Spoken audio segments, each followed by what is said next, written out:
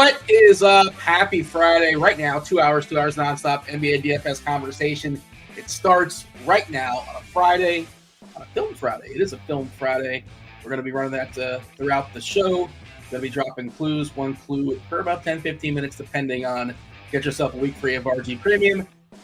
Submit your answers. You guys know where to put your answers in the Discord. Discord channel is free. Most Discord channels are free here at RG. RotoGrinders.com/Discord. The live stream chat channel. It is a Friday. It is a slew of games, just a slew of games, a slew of injuries, even more games on FanDuel. FanDuel included the last two. You get the Lakers, whoever's left. We don't know who's playing. They played last night. Luka's questionable. LeBron's questionable. Rui's, I don't know if he's officially ruled out. He seems highly questionable. Jackson Hayes is questionable. And then you got the Minnesota-Utah game. They're playing the back end of a back-to-back. And, of course, they lost Ant-Man suspended for tonight and the benefit of facing the Jazz. So kind of a perfect storm setting up for the T-Wolves. So they look pretty good. 8 games on DK. They let those last two off, but still, beer. You guys know beer. You guys know beer from many things. The six-pack, of course, you guys watched the six-pack video throughout the day, or was 3 days a week, I believe that's dropped. Is that correct, Beer?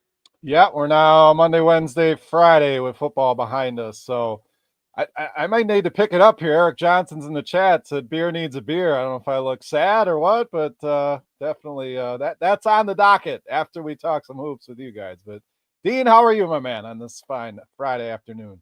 Yeah, I'm doing all right. Okay, Casey's telling us that Rui is officially out. Yeah, I thought he was highly questionable at best. I did not see the most recent update to the injury report. It is a lot going on. Yeah, we were talking a little bit of your T-shirt, Dylan Panthers was. That's why we were a minute late or so, because we were talking TV shows and Friday Night Lights. I mean, that just kind of like bleeds into everything else. But clear eyes, full hearts. Can't lose. Can't lose, baby. Now I want to call out J3 here, and the chat's active today. I love it. Let me just tell you, and I'm sure you've heard this a million times. Chat, the show is much more fun when you guys are interacting and we're talking with you. So J3's calling me out because he says I refuse to shout out Dean on the six-pack. That is inaccurate. I gave Dean a shout-out today that we would be doing this show on the six-pack. So, J3, come on, man. Give me some props there.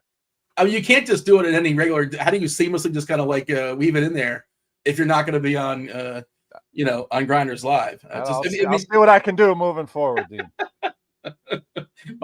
J3 is my agent in chat. I don't know if also it's my I may have an extra account or two, and I'm just you never see my hands. Hey, you typing? There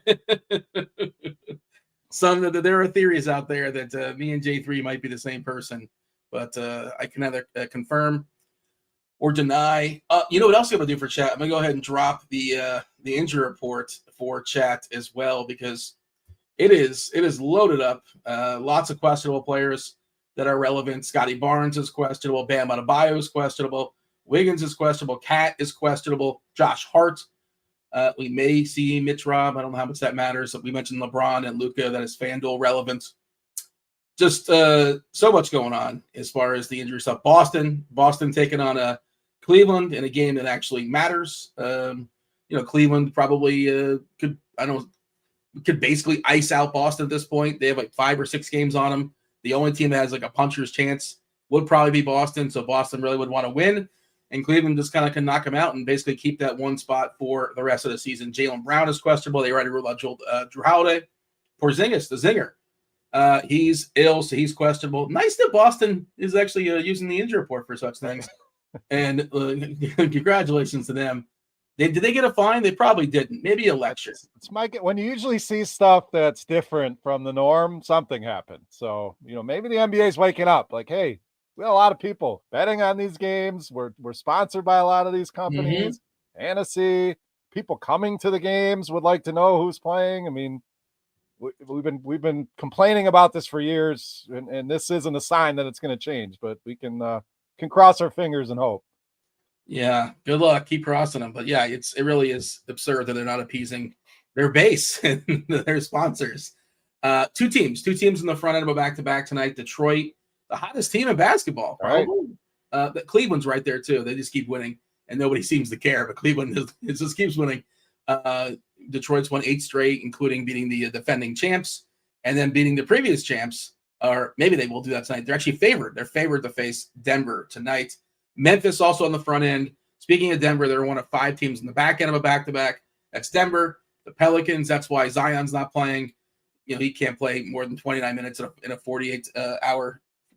And foolishly, I put him in the 6-pack today, damn well knowing he's probably going to sit. So I had high hopes that he would actually give it a go here. Triple-double last night, and should have known better. So we've made that adjustment. If you watched it earlier, that comment is pinned in the 6-pack.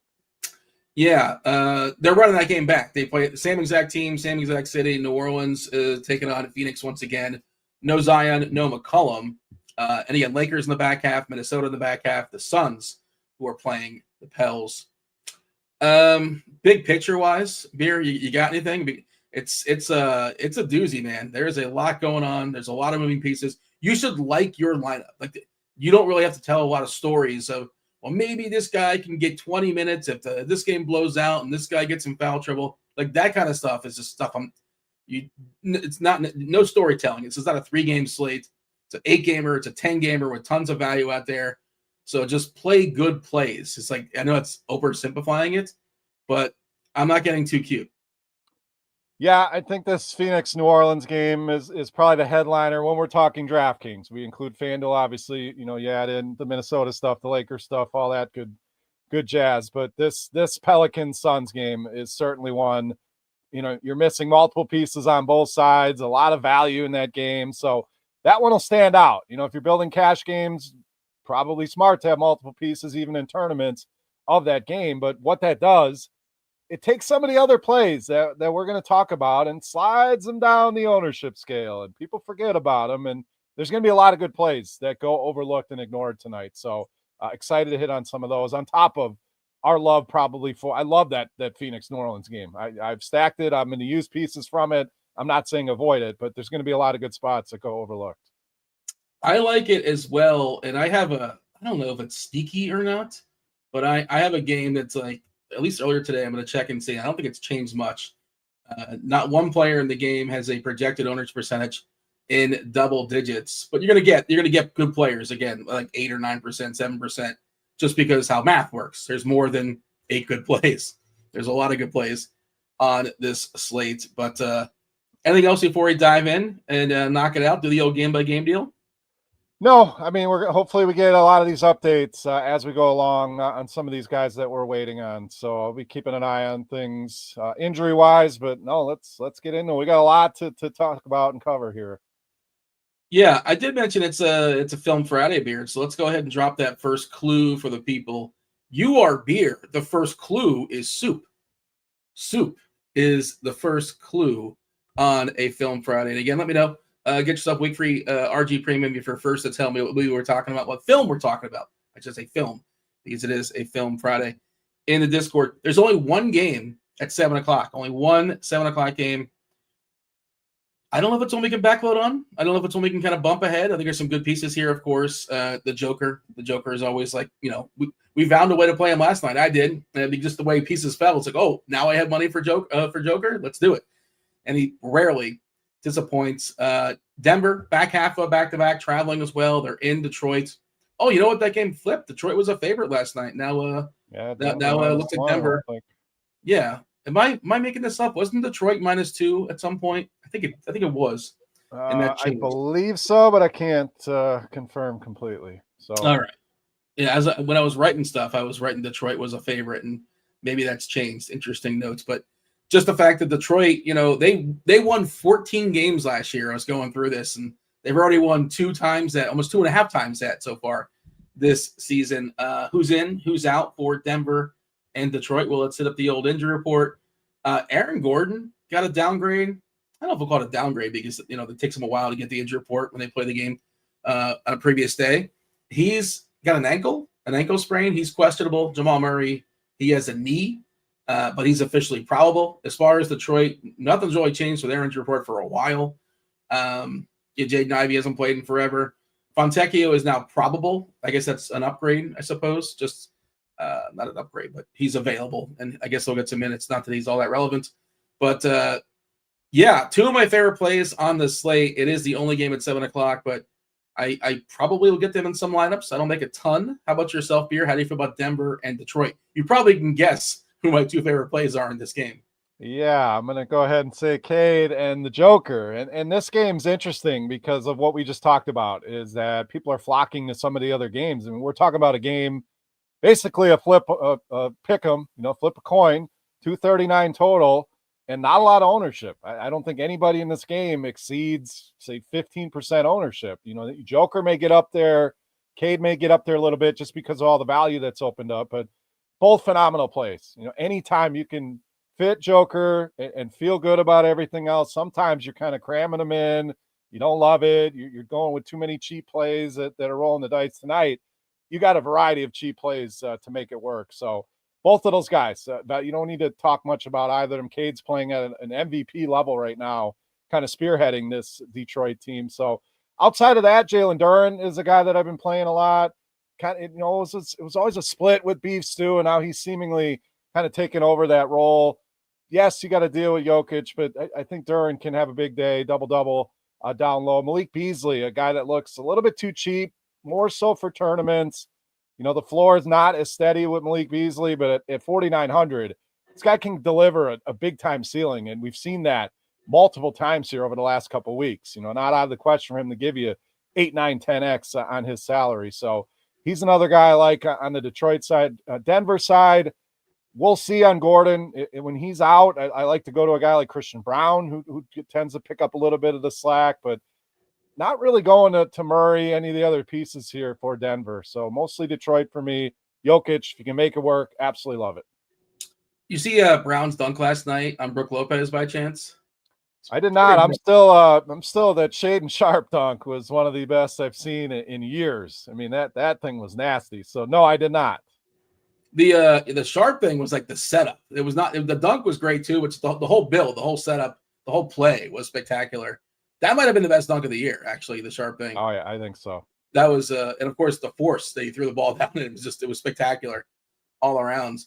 But yeah, Brown, I think it was an assist off of Joker, was really, really impressive dunk on Lopez. Pretty spectacular.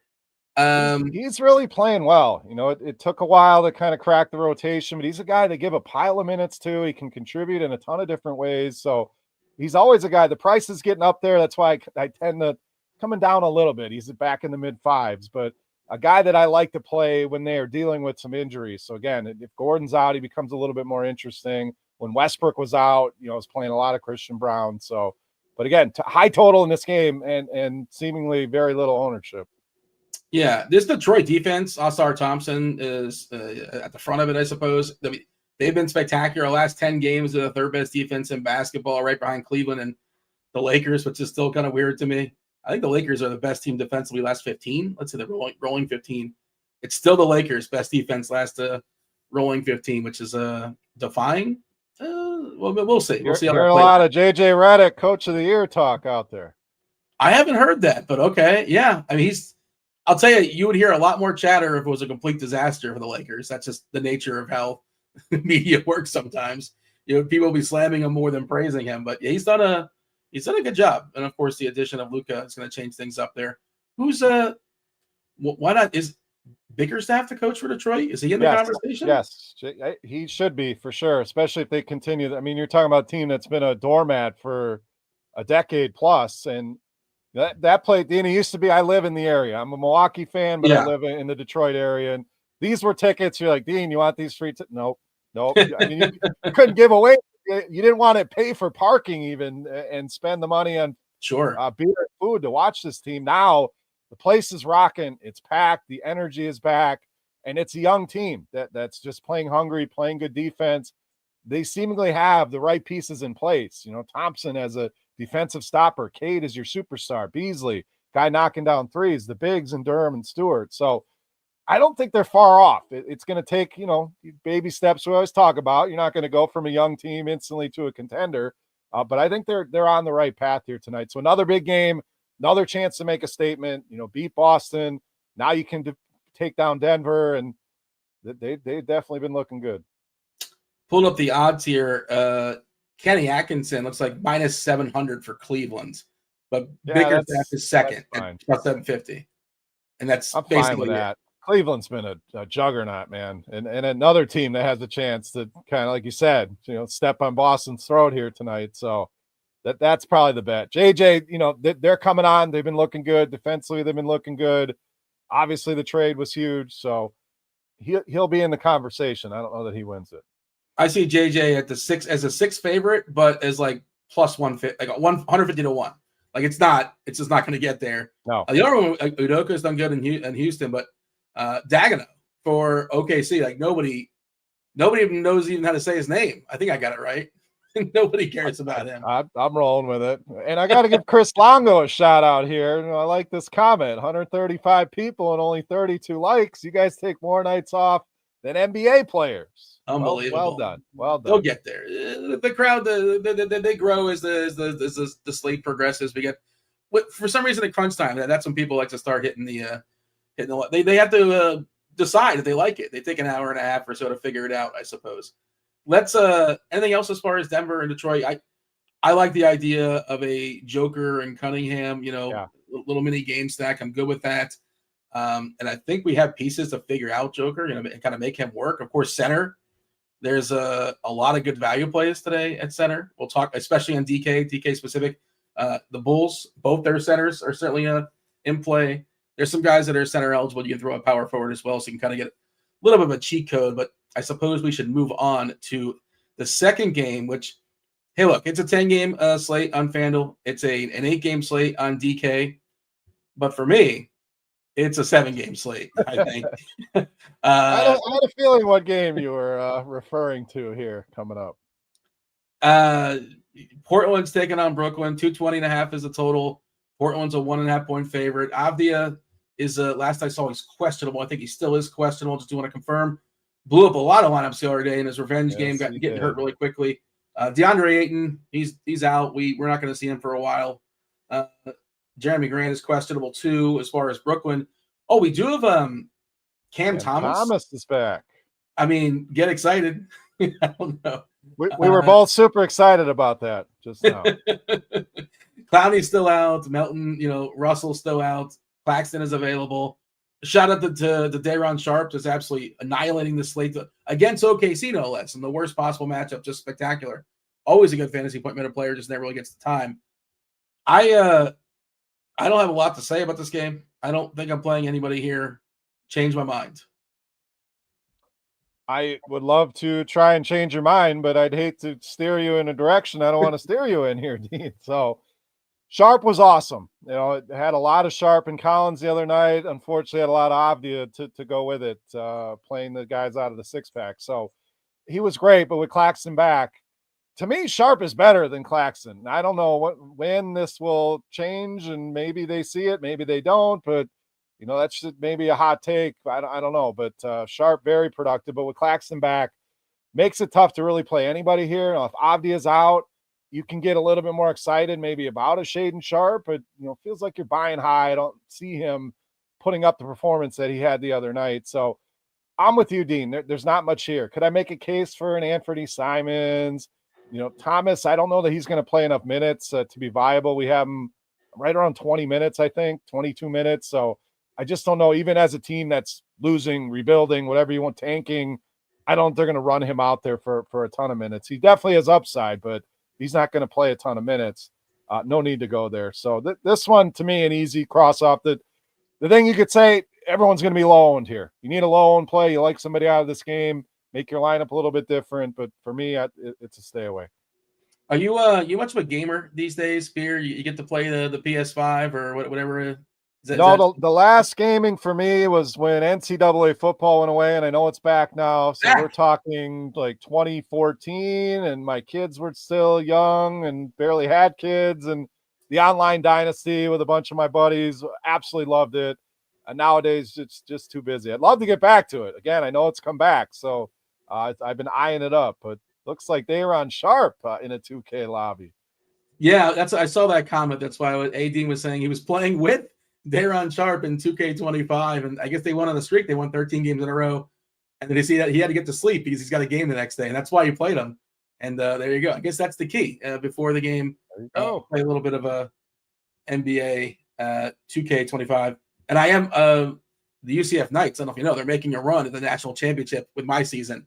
I am playing a little college football these days, but all right. Nobody cares about my. I do. I mean, it's fun to take them small teams and build them up. That's the fun. How dare you? Small. They won a national championship. Oh, small teams. We're gonna do this again. How dare small teams? That was insulting. They are a small team. I don't know what are they? Are they big teams? Are Alabama, Ohio State, Georgia? Are they a big team, Dean? You're an elitist. I mean, I'm a Wisconsin fan. I'm stuck in purgatory for the last 20 years. So not an elitist. I'm just spitting facts here. They're a smaller school. Yeah. Well, so like, yeah, sure. I agree with that. Technically, by the way, as far as like actual like student population, they're top 5 in the country. It's like them, Michigan. That I wouldn't have known. So there you go. All right. Yeah. It's one of the biggest student bodies. Is that the term? In the nation. Okay. This is a game that I like. I like Cleveland and Boston. High and tight. 233.5 is the total. Boston's a 1-point favorite. And let's just check the injury report because we do have some stuff that we have to acknowledge. For Boston, we kind of talked about it at the top. Jaylen Brown is questionable. He's got that thigh. We know Drew Holiday's out. Luke Cornett's still questionable with his personal issues. And the zinger, Porzingis, is questionable too. Cleveland, it's nothing. They're clean. They're good. Anybody of relevance is good to go. So on first glance, Beer, this game is the classic. And I was writing about this earlier today. It's the classic, like this is a fun game to watch, but not necessarily great for DFS, right? But Mitchell, 31.5 minutes on the season he's averaged. In matchups versus Boston, he's averaged over 37 minutes. I was going back to it, like his last 10 games. There's a couple overtime games in there. He's like he lights them up, and he always plays like 35 plus minutes. And some games he played 40 minutes. Some of that stuff was overtime stuff. But I just expect that we're going to get, and even our projection agrees. Our projection team has 35 minutes for Mitchell, which is a lot, obviously. They want to win this game and just kind of like basically cut out Boston because this could be a 2-game swing, obviously. And then Boston wins. There's a chance, I suppose. They're like 5 or 6 games back that they can make a run. And that's it. New York's like the 3rd team, but they're not going to get there to 1. And the 1 seed obviously is precious in the Eastern Conference and the Western Conference as well, which OKC essentially same deal. They have it on lock.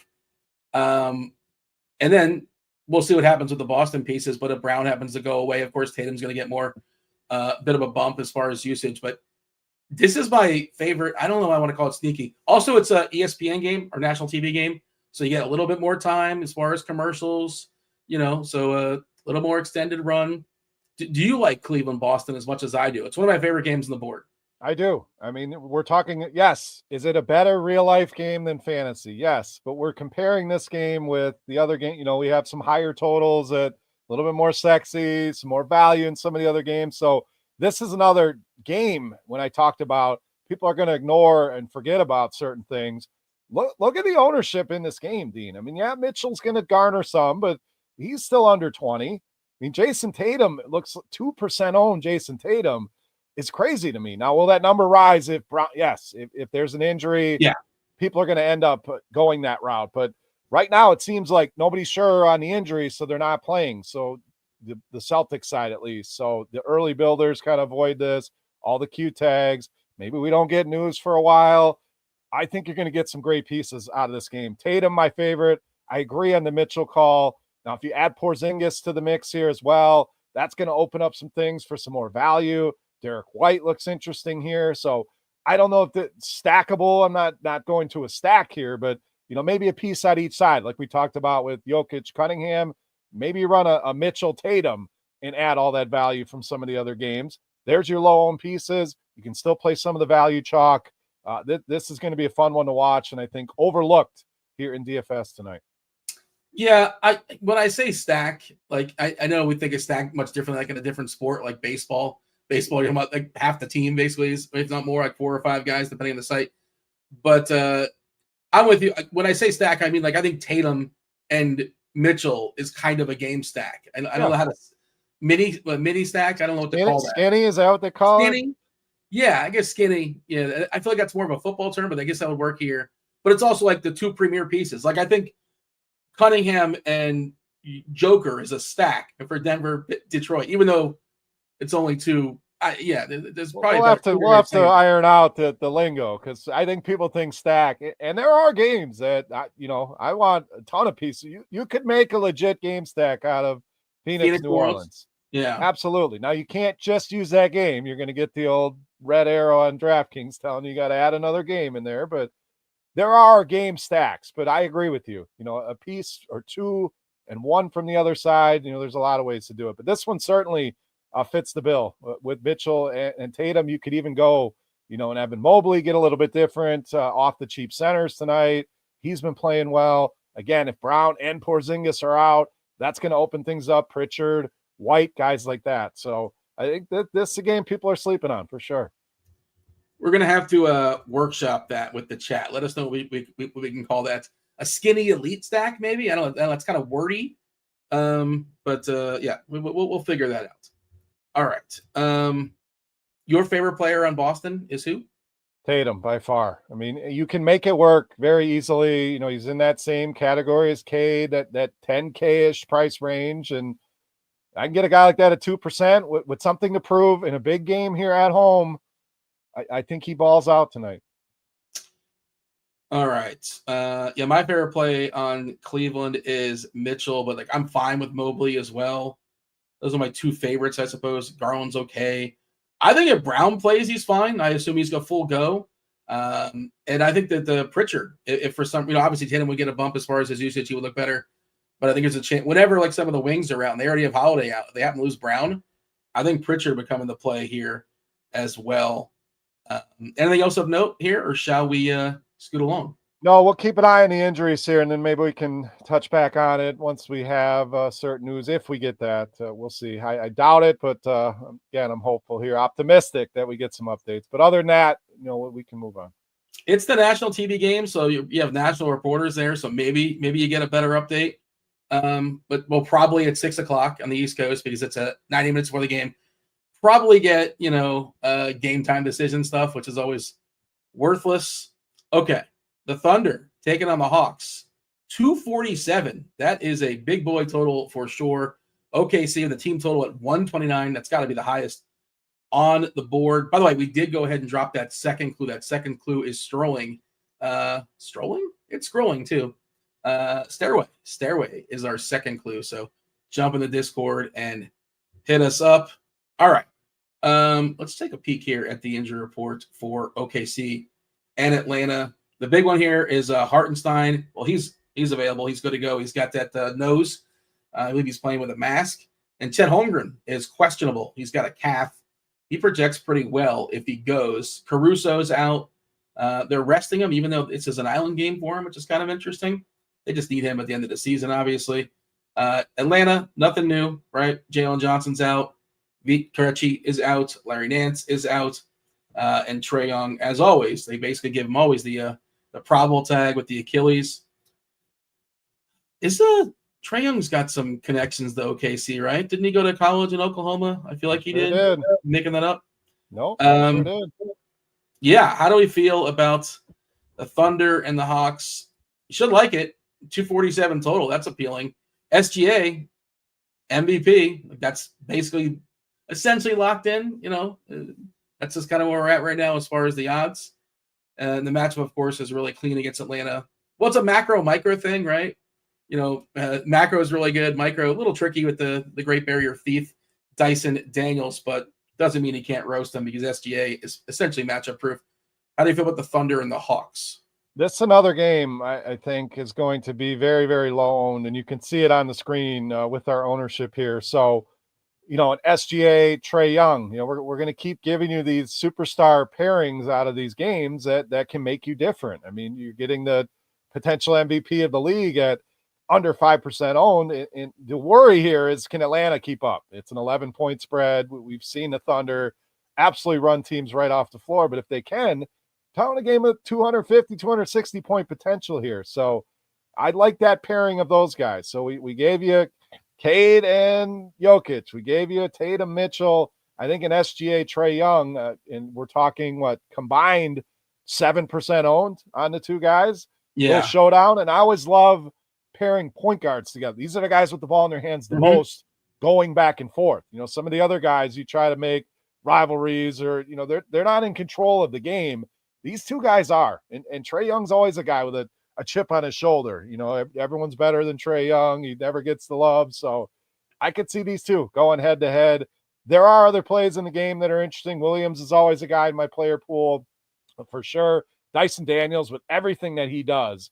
I mean, this guy, if he can score 20, he's putting up 40, 50 fantasy points because of all the other stats that he's going to rack up here. As far as value, I don't see a ton that I like out of this game. I just think there's much better value that we're going to talk about, obviously, in that New Orleans-Phoenix game. So sticking to the stars here, but I do like that pairing of SGA and Trae Young, especially at these kind of ownership levels.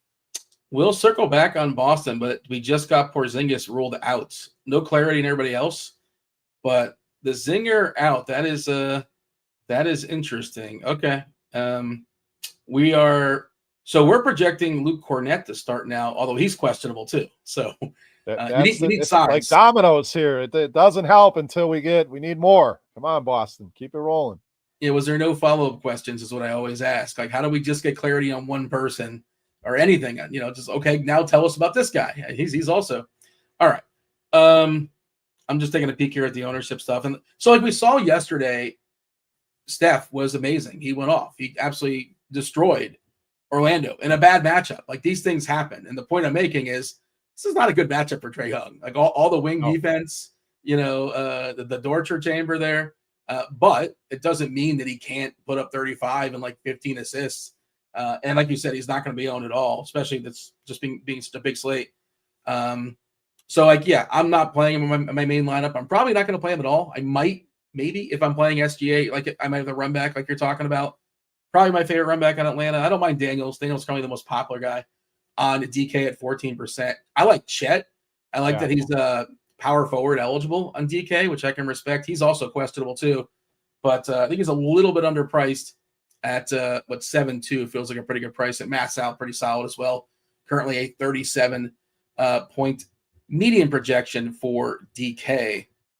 Yeah, I agree. Congo's not bad either. He rates out pretty well. You know, yes, it's still a split with him and Capella, but it's starting to become more of almost like a 2/3 type of split here. So, yeah, not an ideal matchup, but we just saw, you know, Sharp go nuts against this team. So it's not an impenetrable defense. So Chet's in there, makes it a little more nuanced with the block shots, but Okongo, a guy that'll be forgotten about tonight as well.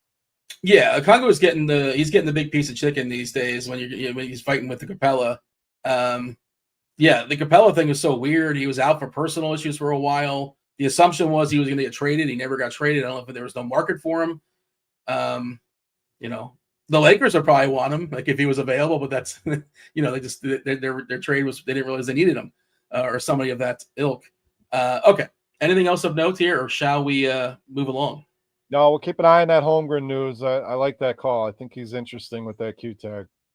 Yeah, anything else coming in? We're getting a lot of news for tomorrow. I didn't look at tomorrow's slate just yet, but we want tomorrow news. Give us today news. This is DFS, which stands for Daily Fantasy Sports. We care about today and today only. Okay, Pacers and the Heat, 223.5. That's the total. Indiana's a 3-point favorite here. This is meaningful for Mike as much as a game can be meaningful for the Heat as far as jockeying for position in the Eastern Conference. They're kind of not too far behind the Pacers. Who's in, who's out for this one?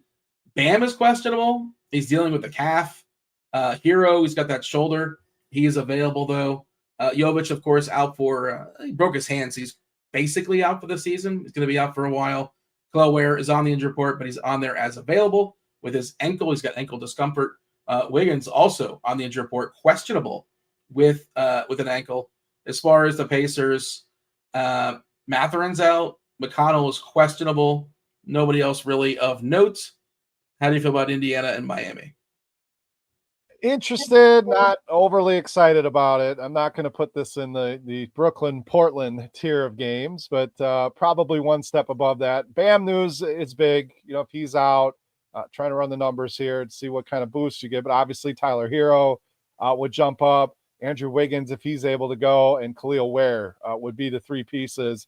I'd be most interested here with Miami. It is Wiggins who gets the biggest bump, limited sample, obviously. When you take Butler and Adebayo off the floor, Hero, a little over a 2% usage bump in that scenario. So he's been playing some good ball, definitely up and down, not as steady of a floor as some of the other guys in that price range, but the ceiling is certainly there. Pacers side, Halliburton's starting to play ball again. If you look at the last 3, 4, 5 games, like, okay, this is the Halliburton that we know. So it feels like a good buy low. 8,500 is a great price. Tyrese Halliburton at his peak is probably a $9,500 player, 10,000 at the highest level. So Miami's still seen as a tough matchup. The defense just not as good anymore, without Jimmy Butler there. So I still think that's something that's in people's head. They tend to avoid Miami. Are they a bad defense? No, I don't see them as an elite defense. So Halliburton stands out, underpriced in my opinion. Yeah, Miami's slow, which is the other thing that's not great. But like you said, the defense is not especially daunting. Miami's at the 3rd slowest pace in basketball, so it's a big leap for them. When it comes to pace, the Pacers are 6th fastest in the league. Defensive rating on the season, for what it's worth, Miami, I believe they're middle of the pack. They're 12th best. Indiana, as far as the Pacers, they're middle of the pack, 15th. Side note, producer Steve just dropped this in chat. He's dropped a poll, and this isn't even up for debate. You tell me otherwise, especially when you consider where he lives. He lives in Tennessee, not too far from Nashville. He wants to know if he should get Chinese food or barbecue for dinner. Come on. It's not a conversation when you factor in where he lives. I don't think it is. You tell me otherwise. I mean, those are 2 good options. You're kind of discounting Chinese food here, I think, because I'm guessing barbecue is your clear option. So I'm giving a boost to his location. Yes, that's you got to think about other factors. You're playing DFS MLB. You got to know about the weather. You got to add these things in. So him being in that location, it's absolutely barbecue. But let's not discount Chinese. The beauty of Chinese food, and big guy talking here, but you can get a couple meals out of it. You eat some. That the problem is in an hour you're hungry again, so you're eating the rest of that, in the next hour. But both good choices, Steve. Don't let this guy talk down you. You want Chinese, you get Chinese. My vote would be barbecue, though. Well, long way around. You're discounting the other option too much. If he was in New York City, I'd say Chinese food. I'm factoring in his location. Just get barbecue in New York City. I'm sure there is. City. Is that salsa commercial? Yeah, I was wondering if you'd pick up the rap. What was it? Which salsa brand? Made in New York City. Pace, it's Texas salsa sauce. Yeah, Pace or Picante, one of them. I'm not a big salsa guy, so it's not my wheelhouse. But I do know. Are you not a Mexican food fan? Now that we're on food, we got time here. I'm not a condiment guy. It's like a general. I'm not either. I don't like sour cream. Sour cream. Yeah.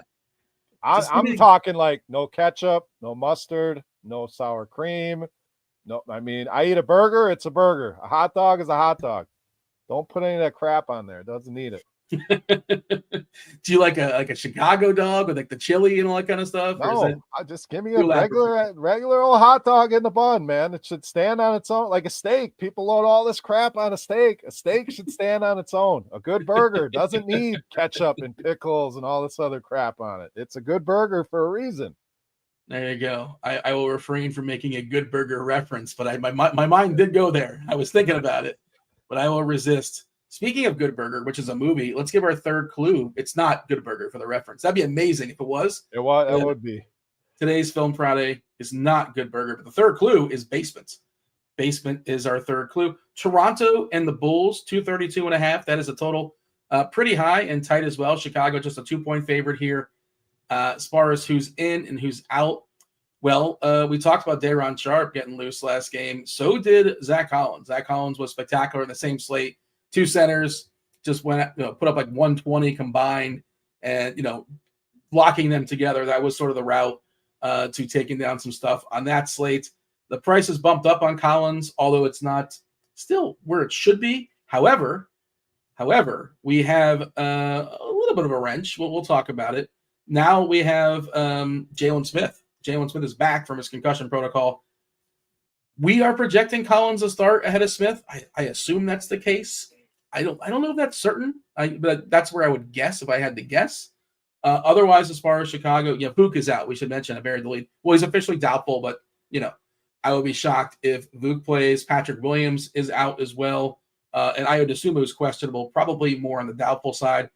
Toronto, Scotty Barnes is questionable with his hip.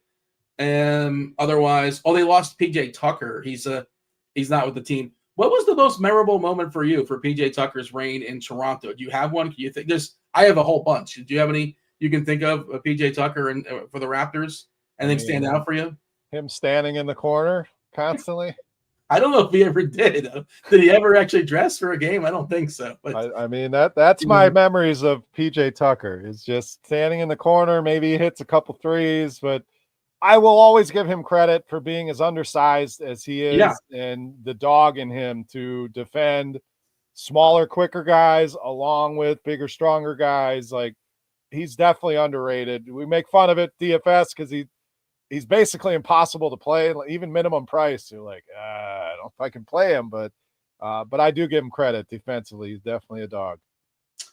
Yeah, and I think he also took the scenic route to get to the league. I'm pretty sure he played overseas for a long time. So he busted his ass and when he was on the court, you watched he got everything out of his ability. Not the best athlete on the court, but nobody played harder than PJ Tucker. Okay, let's go ahead and talk about PJ Tucker's former team, the Raptors and the Bulls. Our take as far as Zach Collins and Jalen Smith to start the day. My thought here, Beer, was I think I'm going to play one of those guys in every lineup on DK. If I don't play Collins, I'll probably play Jalen Smith. I think that's still the take. More things are opening up. Your thoughts as far as that, and you have a preference amongst the two?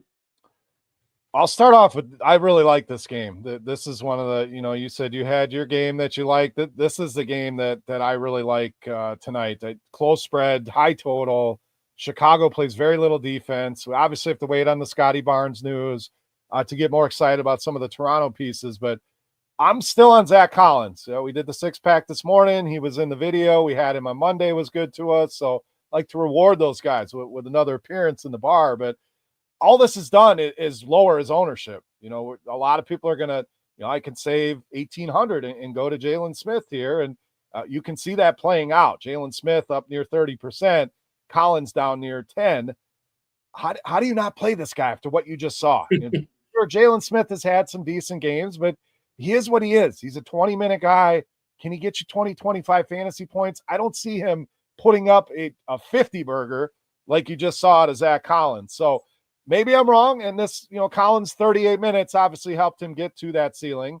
Not going to play 38 minutes again, but still going to be needed. I mean, no Patrick Williams, no Vooch. I think there's room for both of these guys, but I would rather go with the guy with the much bigger ceiling. Yes, he's more expensive, but he's also, a fraction of the ownership of what you're going to pay on Jalen Smith. So I'm not as excited as you about Jalen Smith. Collins diminished a little bit with him coming back, but love that the ownership took a hit here with that news. Yeah, Pirtle's also there. It makes the matchup a little bit tougher. He's the one guy that actually plays, he's a big boy inside. The split, according to our projection team, is 21-27, 21 for Smith, 27 Collins. Smith is a better fantasy point minute player. We're just not expecting as many minutes. He's also cheaper. On the season, Smith is 1.17, 1.18 fantasy points per minute on DK, and Collins exactly one fantasy point per minute, but he probably plays more minutes. He's also more expensive. I like them both, and I'm going to be using both, and not together. I will be splitting them up because as our projection team has it, a combined 48 minutes, a true split, etc. I think that makes sense to me. Yeah. By the way, if we happen to lose Barnes, our if then really likes quickly. He would jump up to like a 41-point median projection, which is a big value. And quickly seems like this is the team he would thrive against. The Bulls seems like a really good matchup for him. As of right now, he's not really in my plans, but if Barnes is out, I think quickly becomes an excellent play. And Barrett's fine too. Fringe players like Agbaji, probably not Agbaji, Dick, whatever. But quickly is the guy I think that would be most notable if we happen to lose Barnes. Yeah, he's my favorite play on the Toronto side, assuming Scotty's out. 5.4% usage bump for Quickly with Barnes off the floor this season. No team allows more assists to point guards this season than the Bulls, and the second most fantasy points allowed. You just mentioned the defense, the pace of this game. So the frustrating part about Quickly is a lot of times it's just the scoring, but we've seen some of the other ancillary stats pick up a little bit here. Without Barnes, who's a big distributor for this team, he's going to have to step up in that role. Assist prop up at 6.5. So the books feel pretty good about it. The numbers are there. Big usage bump. Barnes is out. Quickly moves way up my list. And I like him even if Barnes is in. This could be a higher scoring game. If Scotty's out, though, he becomes a phenomenal play. Some hot takes in the chat as far as some food. What is tell me in chat, what is like your I don't know, goofiest, most different food concoction that you do that you don't know anybody else that does, and people make fun of you for it? This isn't too off the rails. Diego says, I'm Puerto Rican, so ketchup on eggs is a must. I've seen people do that before. I don't like it, but I imagine you don't either. You were besmirching ketchup before. I don't even use ketchup on French fries. Now, barbecue sauce to me is much better than ketchup. You can use that as a dipping sauce, or throw that a little bit of that on your burger. Or I'm okay with barbecue sauce. You got any food quirks? I'm trying to see. Like, I just don't. It's more like I don't like stuff. Like I just like mayonnaise is like what will freak me out. It's like, some people. I'm a bad dinner guest. I'm really fickle. I always say I eat like a child. Like just plain meat, potatoes, plain. I was trying to think, do I have any weird combinations? And the only one I could come up with, when I go to Jimmy John's, I get my sandwich. Dean, I take them barbecue chips, I crush them babies up, and I layer them into the sandwich, add a little crunch to it. Phenomenal. Yeah, it's not a bad move. It's not a bad move. I don't hate that. Reds Gal says grilled cheese dipped in ketchup. There's some more ketchup for you. Meat, cheese, and onions. Horace is talking about. Derek's chili cheese Fritos with cream cheese. That is funky. Yeah, I don't know if I want that. Chili cheese Fritos can stand on their own. I saw somebody asking about cheese on a burger. I mean, that's automatic to me. A dry burger without cheese that's like you have cheese on pizza. Like, yeah, it's a cheese. That's standard. Yeah, it just comes. Sure, you could eat just a burger, but no, you got to have cheese. Aaron Gordon out, according to the chat. Okay, I don't know how much that matters. I figured that would be the case. Back half of back to back, and yeah, not a ton. It might help Russ, but I don't know. Russ and Brown to me get, can they go a little bit smaller here? Well, would they start Russ now because he got sent to the bench? If Gordon goes, maybe bump Porter up to the 4. That we're projecting Najee to start, who's been okay. Like, he's not a great fantasy play, but he's been fine.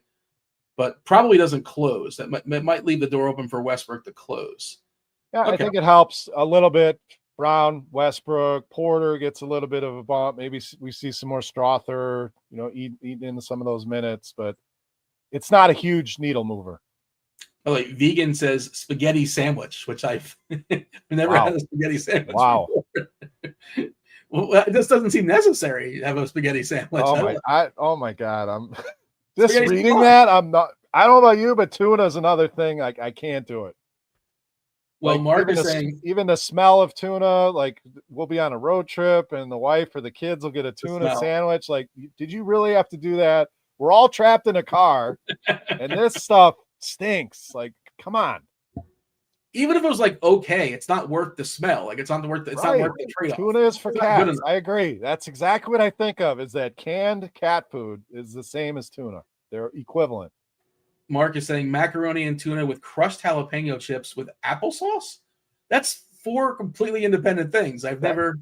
That seemed like Mark just took 4 darts, like with the 4 weirdest things I can think of, and we're gonna throw them together. If that's a real thing, like, how do you even land on that? That's got to be like a 2 a.m. Like, just start throwing stuff together. What's left in the fridge? What do I have to work with? It's like one of those things you've seen on Fear Factor or something back in the day. That's when I was reading it. That's what I thought of. Like, there's no way in hell I'm eating that. Okay, let's move on from Toronto and Chicago. You obviously like that game. We have 2 games left in the DK slate. There's 4 games in total left because there's 2 more to go on FanDuel if they don't really fully dive into Minnesota, Utah, and the Clippers and Lakers, of course, crunch time, they're going to knock it out. When they come on, they go, position by position, break it down on both FanDuel and DraftKings specifically. Can we call it? I just want to go back to that game real quick because we didn't talk about Josh Giddey, who has really stepped up his game. I mean, he's gone over 40 points, rebounds, and assists 4 straight games. So that's a free right up over from scores and odds that I gave you guys today. But I like him DFS-wise. I mean, 2 games of 16 rebounds over the last few. The assists are there. 4 straight games of 20 or more points. So to fill that Vooch role, he has really stepped up and helped out in the rebounding department, the scoring department. So Josh Giddey, a phenomenal play tonight. In case you were curious, Trae Young officially in. Like, again, they've been doing this thing basically ever since he got that Atlanta got fined for him not playing when he wasn't on the injury report, and they basically put him on their probable every single game beyond that. We still don't have a winner yet for our Film Friday. Let's see. I'm taking a peek at the Discord. T. Carter saying Ferris Bueller's Day Off. That is not correct. It's not Get Out or Flight or Pulp Fiction or Beavis and Butthead Do America. Don't Tell Mom the Babysitter's Dead. There's some fun guesses being thrown out there. But let's drop the 4th clue. Maybe this changes things. We'll see. Delaware. Delaware is our 4th clue. Soup, stairway, basement, and Delaware. Oh, I think I know it now. Tell me in the private chat. Maybe you can beat the people. And I'll get you a week free of RG Premium or SNO, scores and odds, whichever you prefer. You got it, Beer. You nailed it. Shout out to you. And you beat everybody in chat. The last clue really helped. I was kind of thinking along that route, but last clue helped. And we do have a winner. It is Gregorius the Wise. We have another clue, which we'll drop if you guys are playing in the YouTube. If you're not actually in the Discord, you can still play the home version, but the week of RG Premium has been claimed. All right. New York and Memphis, 244. That is the total. It's high and tight. Memphis is a 3-point favorite. Cat is questionable. I kind of assume he plays because Tibbs doesn't seem very concerned about him. Like when his comment was like, yeah, he's fine. So, okay, I guess he's going to play, but we'll see. Stay tuned. Josh Hart's questionable, but he plays for everything, right? Basically, mostly. Yeah. He's got that knee. He's officially questionable. Hukporti, who drew the start the other day, bummer for him. He got a meniscus injury. He's out for a while. Not that it would matter if Cat plays. Well, it would matter for him either way, but, for our purposes. Mitch Robb is questionable. Maybe he makes his debut. Probably not. If he does, it'll probably be just a few minutes, I would imagine. Memphis, Gigi Jackson is questionable. The bigger one, of course, is Desmond Bane. He's got a groin, so he is questionable. It is the front half of a back-to-back for Memphis. I knew I had that in my notes somewhere. New York, Memphis. Is Cat getting slept on? Because I think he's pretty interesting here. I mean, yeah, anyone with a questionable tag is always going to be slept on until people have clarity. So, yes. Now, Dean, we have a lot of star power in this game. Can you guess my favorite play from this game? Well, can I ask a question that might be, I don't want to say rude, but I guess John Morant's a star? I don't like him as much as other people do. I feel like he's kind of falling back, but okay. Now we're getting into where, the UCF argument. Where do we draw the line on big, small, star, semi-star? We got into this the other day with, who was it? I'll think of it eventually. He's marketed as a star for sure. Oh, Paul George. Is Paul George a superstar? Like, no longer. He's not. He's good. So kind of the same with John, fortunately, such a bright future and still a good player, but I wouldn't consider him a superstar. So maybe star was the wrong word. A lot of big names in this game, Dean. Now back to my question. Can you guess my favorite play out of this game? Let's see. Who was your favorite play in this game? Well, I mean, I feel like it's Cat, but I think you would have just said just kind of latched onto that if it was Cat. Maybe it's Triple J? Nope. It's Cat. Nope. It's John Morant? Nope. It's Josh Hart? Nope. Okay. Santi Aldama, baby. The forgotten man. All this guy does is produce, and the price never moves. It looks like he's getting a little bit more ownership here tonight. I think that 15% is a little high, but especially cash games. I want to preface this. Yes, you can play him in tournaments, but cash games, this guy is delivering night in, night out, giving you exactly what you need and more.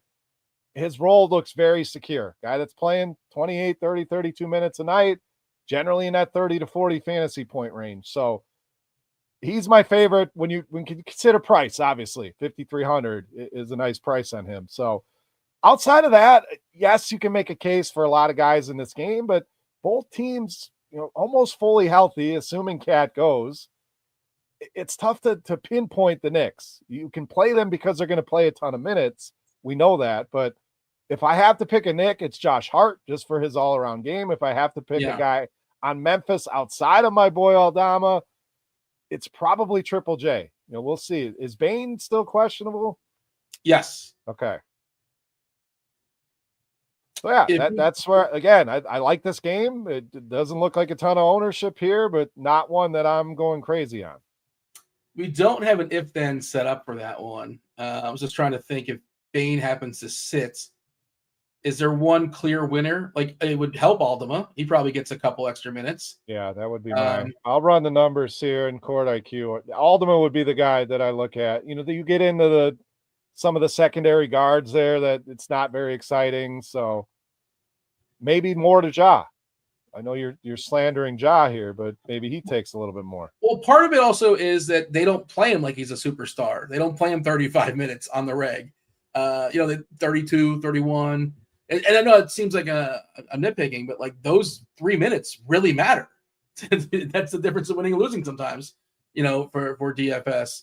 No big benefactor, by the way. Say it again?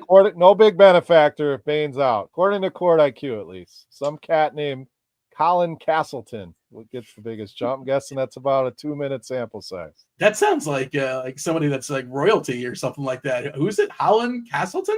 Colin Castleton and Associates. Yeah, that's my accountant, I believe. Colin Castleton. Yeah. Chat is saying Cornette and Jaylen Brown are in. Okay. Yeah, so Cornette probably starts. It wasn't an injury, it was personal issues. I don't know. You need bigs against Cleveland. I just don't know if we need, what? I mean, on this slate, we already have. I'm not playing Luke Cornette. Luke Cornette beats me, so be it. We have a lot of value. And, Kata's still there if they need him. They want to dust him off. Horford's still there. It doesn't seem necessary. But Brown is interesting, though, especially riding Brown. that Q tag all day. Yeah, I think he's definitely, and the price is pretty fair. And again, I talked about Cleveland wanting this game. Boston wants this game too. They both want this game. Boston wants some hope to kind of track down Cleveland. They're 5-6 games behind or so, and this basically knocked them out with 24 games to go. Like, is Cleveland going to lose 7 games the rest of the way to even give Boston a chance? I don't know. All right. So speaking of Cat, let's dig in here a little bit. Do you see Triple J dealing with Cat? Do you see that as the matchup, and does that worry you at all? He's a good defender. Yeah, for sure. I'm worried for Triple J getting in foul trouble. If you're asking that part of the question too, I'm always worried about him getting in foul trouble. It's also a massive jump up in pace, right? Memphis is the fastest team in basketball. New York is bottom 5, bottom 6.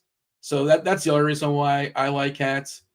He can step out and hit threes. He doesn't necessarily have to be jockeying on the inside. Obviously Triple J's got this ridiculous athleticism, but and there's all sorts of switching. Like I try not to freak out about matchups too much. That's where I'm at. I don't be kind of overweight stock in the matchups. Yeah, it's something. It's not nothing, but sometimes we sort of overweight it, I think. I'm curious now as far as what our let's see. The matchup, the archetype matchup tool is 14th for versatile bigs against Memphis for what it's worth. And I'll tell you, if they throw Edie on him, I just think Cat is way too quick for him. I don't know if that's happening or not, but no, that's the problem. Is if Edie's out there, what are they going to do with him? He's going to probably get played off the court as he gets played off the court a lot. Yeah. They probably go smaller in this game, but if Bane's out, they got to dig a little bit deeper into that bench. There were some questions that popped up in chat, by the way. They were asking you specifically. Horace was asking Aldama or Bull. You have a preference amongst those two? We'll talk about Bull momentarily. Picking 2 of my 6 from the video today. So Aldama to me is safer cash games, and tournaments I like the upside for Bol. So just depends on your Bol's risky. You know, it could be 7, 8, 9 minutes. It could be the 30s that we've seen the last couple games. So you would think they want to see what they have here. So that's my answer. Aldama and cash, Bol and tournaments. Do we have to revisit Portland? Avdia and Jeremy Grant are both out. I wanted to scratch that game out. Yeah, I mean, we can go back and look at it. Yeah, we'll see what projection. Sharp might be the guy that would get. I think he's the first one in my brain that's telling me that could be interesting. I'll throw it in the court IQ as well and just see. But Sharp for sure gets a bump. Simons is going to have to do more offensively. Klingon, it's always interesting. He's very much hit and miss, but boom bust. When the booms are good, they're certainly there. Brooklyn, the slowest team in basketball as far as pace. You know, not the best matchup. Last 15 games, Brooklyn, second best defense in basketball as well. You know who's third best? Portland. So 2 of the 3 best defensive teams last 15, Portland and Brooklyn. Kind of talking about why I was poo-pooing that game environment, but now Portland becomes a little bit more interesting. Yeah, I mean, not super interesting. It's still a low total in an ugly game, but we got the starting lineup, by the way. Sharp is starting. Simons, Sharp, Kamara, Murray, and Klingon. Interesting. Kamara's another one we didn't mention, but he can step in, provide some offense. So trying to see what the numbers are saying here with no Avdia, Grant, or Ayton on the floor. It's working. This is running about as slow as the pace in that game. So my apologies. We'll circle back in 10 minutes. Chet Holmgren is officially in, by the way, for OKC. Do like him. Cam Thomas also available to play. I imagine we kind of like brushed over that. I imagine it's on some sort of limited minutes, and you're not playing Cam Thomas, and because he's got a full asking price. Let's see, he's 6'6" on DK. We're projecting 22 minutes, which would make him one of the worst point per dollar plays on the slate. Okay. Anything else we have as far as New York and Memphis? No, I again, Hart I think is always solid just with the overall usage. Cat, if he's a go, for sure. If Bain's out, I'd still Aldama for me, although the ownership will take a jump in that situation. The 5th clue, by the way, is scrolling just for funsies. Producer Steve just dropped it for the Film Friday. The 5th clue is Queen. Queen is the 5th clue for Film Friday. All right. I got to ask. We're going to take a second here because we gave you some guff about the clues being a little too, I don't know the right word. You can say it. I won't take it personal. No, it's not. I'm just trying to, the clues a little like scattered, maybe difficult to put together. Was this easier? Because most of these Film Fridays, I'm like, I have no idea where he's going. And this one, I felt like I followed along.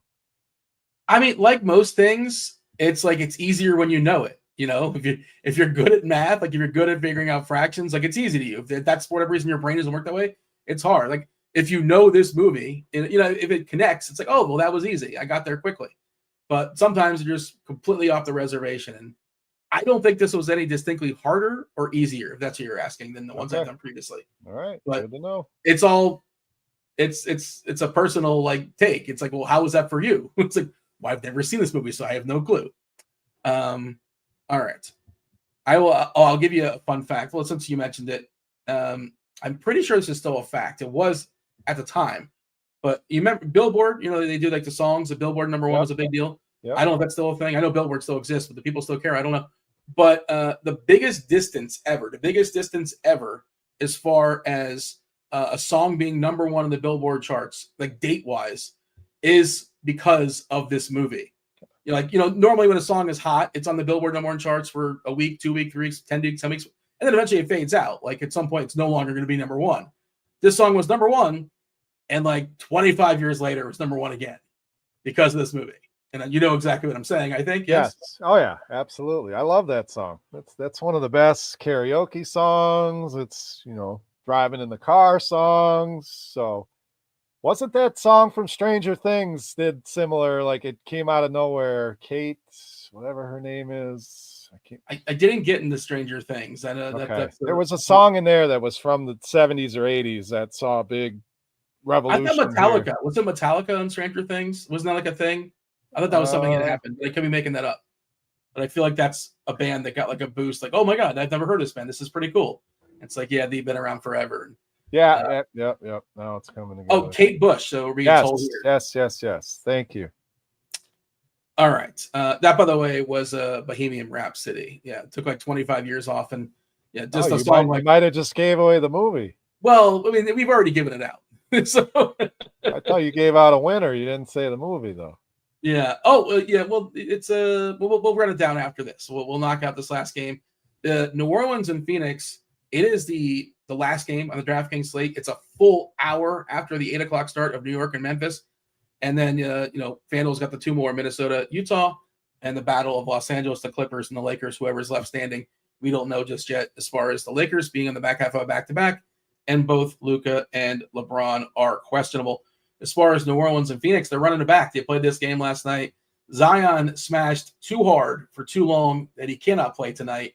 He's got to rest, just destroying Phoenix if you watch that game. As far as other players for the Pels, well, Brandon Boston's out. Herb, of course, out for the season. McCollum's got to rest. DeJounte Murray's out for the season. Zion's out.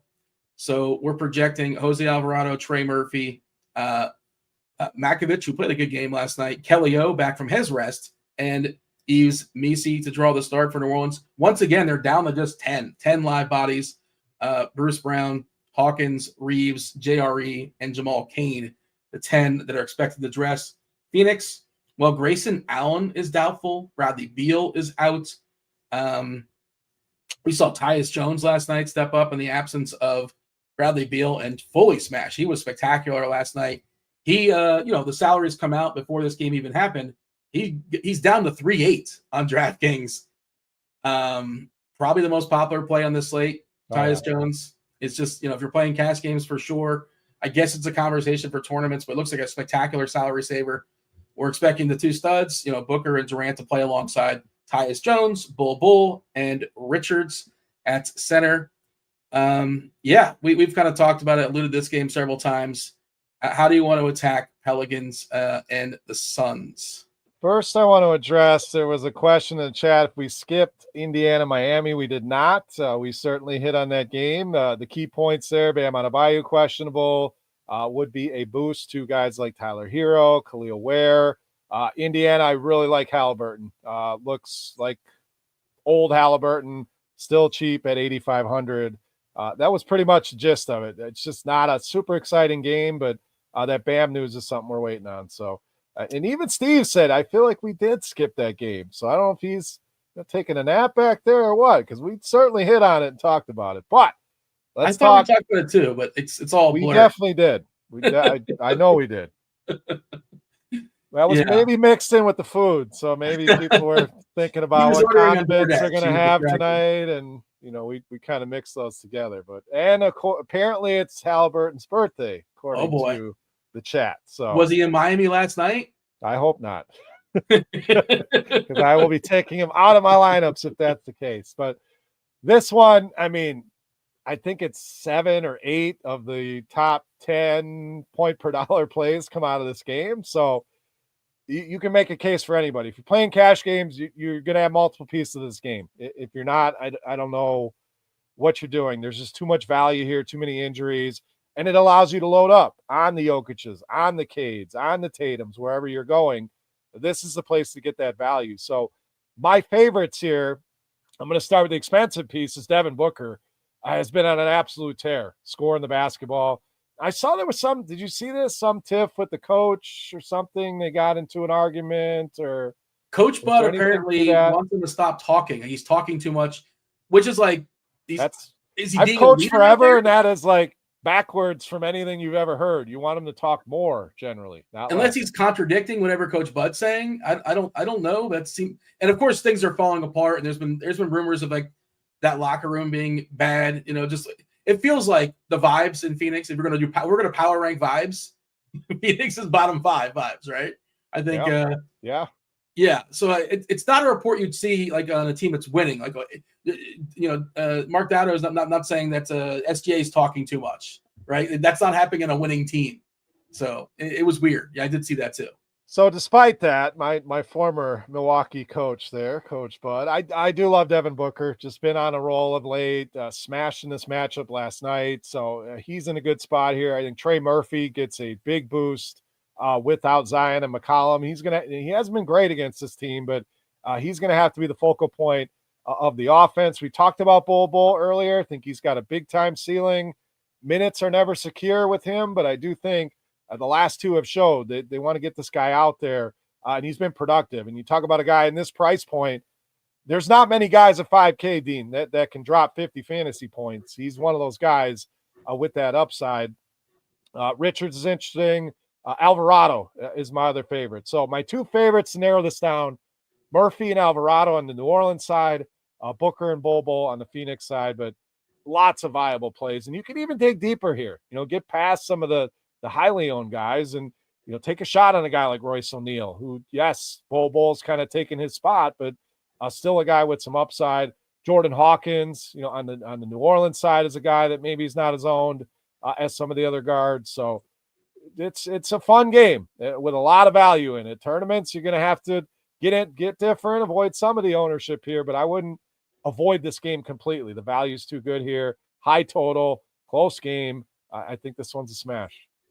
If you just pull up lineup HQ and you just you don't put any bells or whistles, you don't make many adjustments, and you just say build me lineups, the first lineup I'm getting is a legit Phoenix New Orleans game stack and Jason Tatum. That's the first lineup I get. Yeah, it's I'm looking at the most popular players, right? It's 8 of the first 12 are from this game. Yep. As far as ownership wise, they're shuffling into my lineups. You mentioned Tyus Jones is hitting my cap. You talk about Jordan Hawkins. He turned an ankle last night. I guess he's fine. Basically on his last rotation, he didn't come in, but he was basically coming out anyway. But I guess he's okay. Just thought that was of note when I was watching it. You mentioned Murphy. We talked about Portland and Brooklyn, right, being the two best defensive teams last 15 games. Two of the three best. Two of the three worst are. Well, I mean, it'd be silly if I would ask that or bring it up. The worst defense in the last 15 games, defensive rating in basketball, it's Phoenix. Utah is in the middle. Utah sandwich.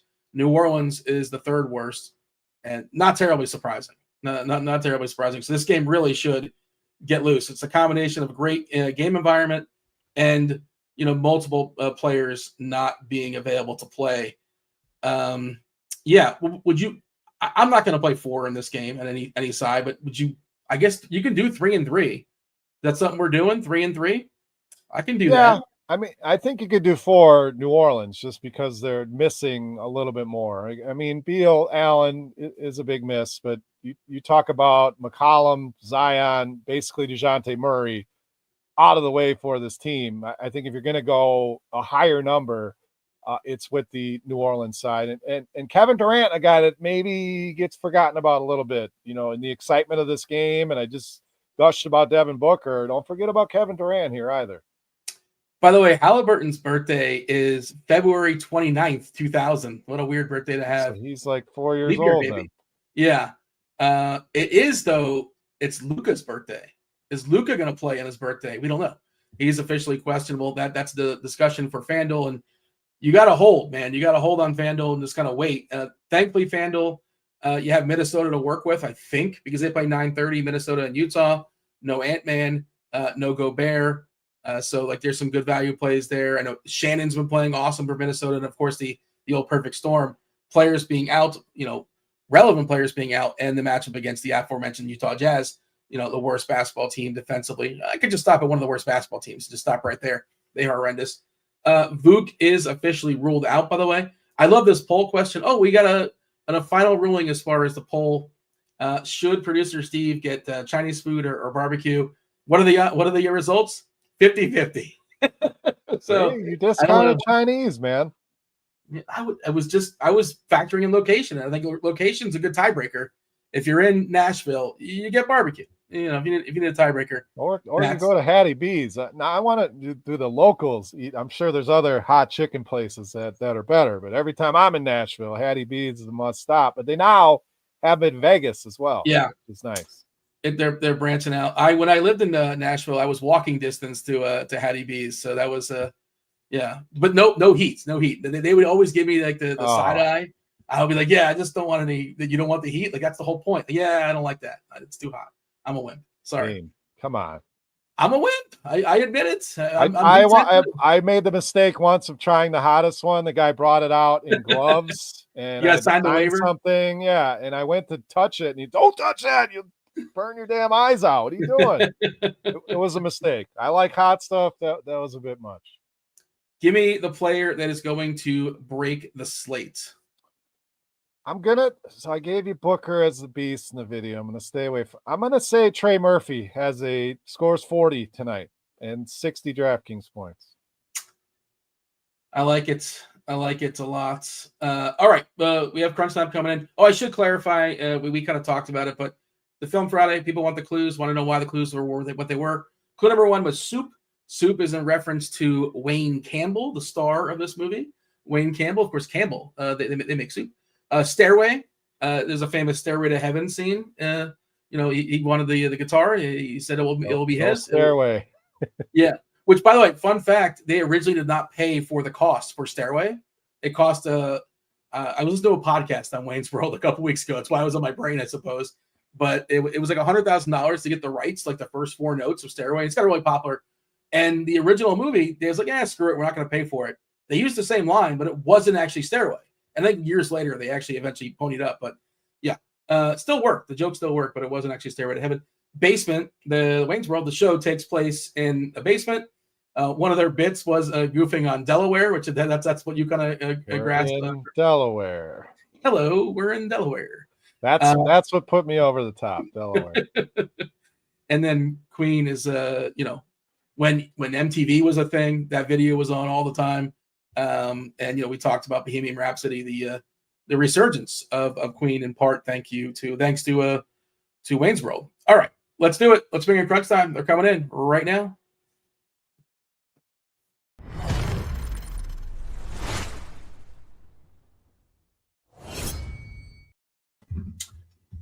Got Bobby Gomes coming in, as well as Noto, the Notorious one, and Kevin Roth. Roth, happy Friday. How are things?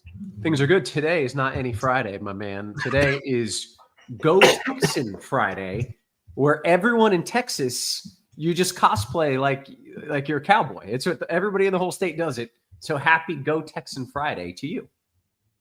Isn't that kind of like every day? There's a lot of people in Texas that do that. Yeah. Some people do it seriously, like every day, but for the rest of us, we just wait until Go Texan Day, and then everybody puts on their hat and their boots and their belt buckles, and everybody gets into it. You have the full garb on, Roth? And how many times have you worn? Are you a big cowboy hat guy, or is this once a year? This is the only day of the year. That was my guess. I just this is it, but it's a fun day, man. Yep. Yeah, on a scale of 1 to 10, like how much of a cowboy would you consider yourself to be? Yeah, a 2, and then I like drinking beer and eating I don't know, sunflowers or something. That's about it. Like I don't do many cowboy things, but today is my day, Dean. Yeah, you can't lasso a rope. No, I wouldn't. No, me either. I would have no clue. I think Noto is the most likely person on the board that would know how to do that, but maybe none of us. I have no idea. We did have some bull riding at some of the RotoGrinders parties back in the day. That's true. I forgot about that. Yeah, I forgot. It didn't go well. No, it did not go well at all. Beer, anything else before we step aside and get out of here and make way for crunch time? Lots of news within the breakdown. So let's give them the full 40. Anything else, Beer? No, appreciate everybody tuning in, and I'll turn it over to the guys here. Have a great weekend, everybody. All right, that was Beer. I was Dean. Hit that like button. Do not go anywhere. You got 40 minutes nonstop NBA DFS conversation with Crunch Time. Roth, take it away.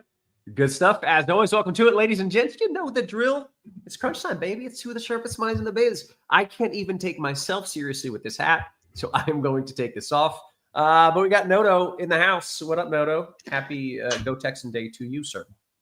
Yeah, I didn't even know you were in Texas, but yeah, you look good as a cowboy. And hey, they were talking about Hattie B's before man, miss going to Nashville. And Bobby, good to see you, my dude. The house looks as good as ever. Good seeing you guys. Yeah, the house looks great. My piano's back there. Everything's in normal condition. So. And your cleaning crew, just keep it like it looks the same every time. Shout out to your cleaning crew, man. Yeah, they're solid. They know what they're doing. So happy to have you. How you feeling about the slate, Bobby? We got 10 games. Is that right? A lot of games. Feeling pretty good. Interesting slate overall. Looking forward to diving into it with you guys. What do we have? Like 40 minutes. Crunch tape time as always. New to me. Well, I've only done a couple of these, so yeah. Right. Looking forward. It's pretty easy. You just follow my lead. I'll just tell you what to talk to me about, and you give the people the winners. And if you need a minute to do your lineups, just let us know. I'm gonna need a minute. Yeah, that is totally fair. We can oblige. Let's see what we got going on here in the chat. Yeah, things looking good. Okay, let's dive into it. Kirkwitz has been roping for years. I don't know what that means. No, let's talk about this slate a little bit. It is backloaded in that we're waiting for news, right? Like we're waiting for Lakers news specifically. For sure. Did you say me? Yeah, I did. Yeah, waiting for that. Waiting for Karl-Anthony Towns, Josh Hart, Desmond Bane. Some of the Jazz guys are questionable. So yeah, a lot of news we're waiting on. Yeah, it's kind of difficult. All right. Well, we'll see if anything breaks while we're on the show. Of course, we'll give you that. And we'll try our best to help you build knowing that there's still news coming, because you don't want to go out there and stack up the early games and then miss all the good stuff. Let's start things off. Bobby, you get the honor of beginning here. We like to start on FanDuel. We like to start at point guard. So talk to me about what you love at that position. FanDuel position by position. All right, That's it. Here we go. It's that easy. Well, Tyus Jones kicking it off for us. We're doing cash to start, correct? There's really no distinction between cash or GPP. Like, tell me what you think, but give me all your thoughts at point guard. Cash plays, GPP plays, everything. Yeah, Tyus is going to be at the top. I think he's good for cash and tournaments. I think he's just a really strong play in the slate. Last night, he went absolutely nuclear. Wish I had more of him. Didn't have a ton. But I think he's in a really good position, especially with Bradley Beal out of the lineup. Grayson Allen's also expected to miss. So interested in Tyus Jones. Jose Alvarado is next. CJ McCollum's out. So I think that's a boost for Jose Alvarado. I think he's strong for both cash and tournaments. Someone I'm interested in. Mike Conley is there as well. He's at 4-6 on FanDuel, pretty sure. So I think in cash games, he would be more of a cash game play for me. Not playing him in tournaments, try to get away from him. Usually he can bust pretty hard. So he's someone I'm staying away from. From there, in terms of like guys that I think are strong for just overall GPPs, I know we're cash tournaments, whatever. Donovan Mitchell, I think he's in a really good spot versus Boston. This is a must-win game, national televised game. It's not a must-win game, but pretty much going to be like a playoff atmosphere. So like Mitchell a good bit. John Morant at 8-3. I think he's interesting. Quickly, DiVincenzo. I think these guys are all fine. Cade Cunningham, obviously, you can always get to Cade. Sure. And that's mainly it for me. Noto, where are you looking? Yeah, you mentioned a lot of the plays I'm looking at. I think it's a great position to spend or to save at. You have Tyus Jones, who Bobby mentioned. Big game last night. Bradley Beal's still out. Love that game environment. Alvarado on the other side.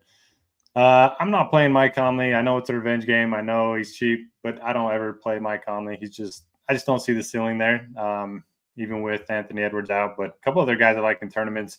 Josh Giddey, he's been on a tear.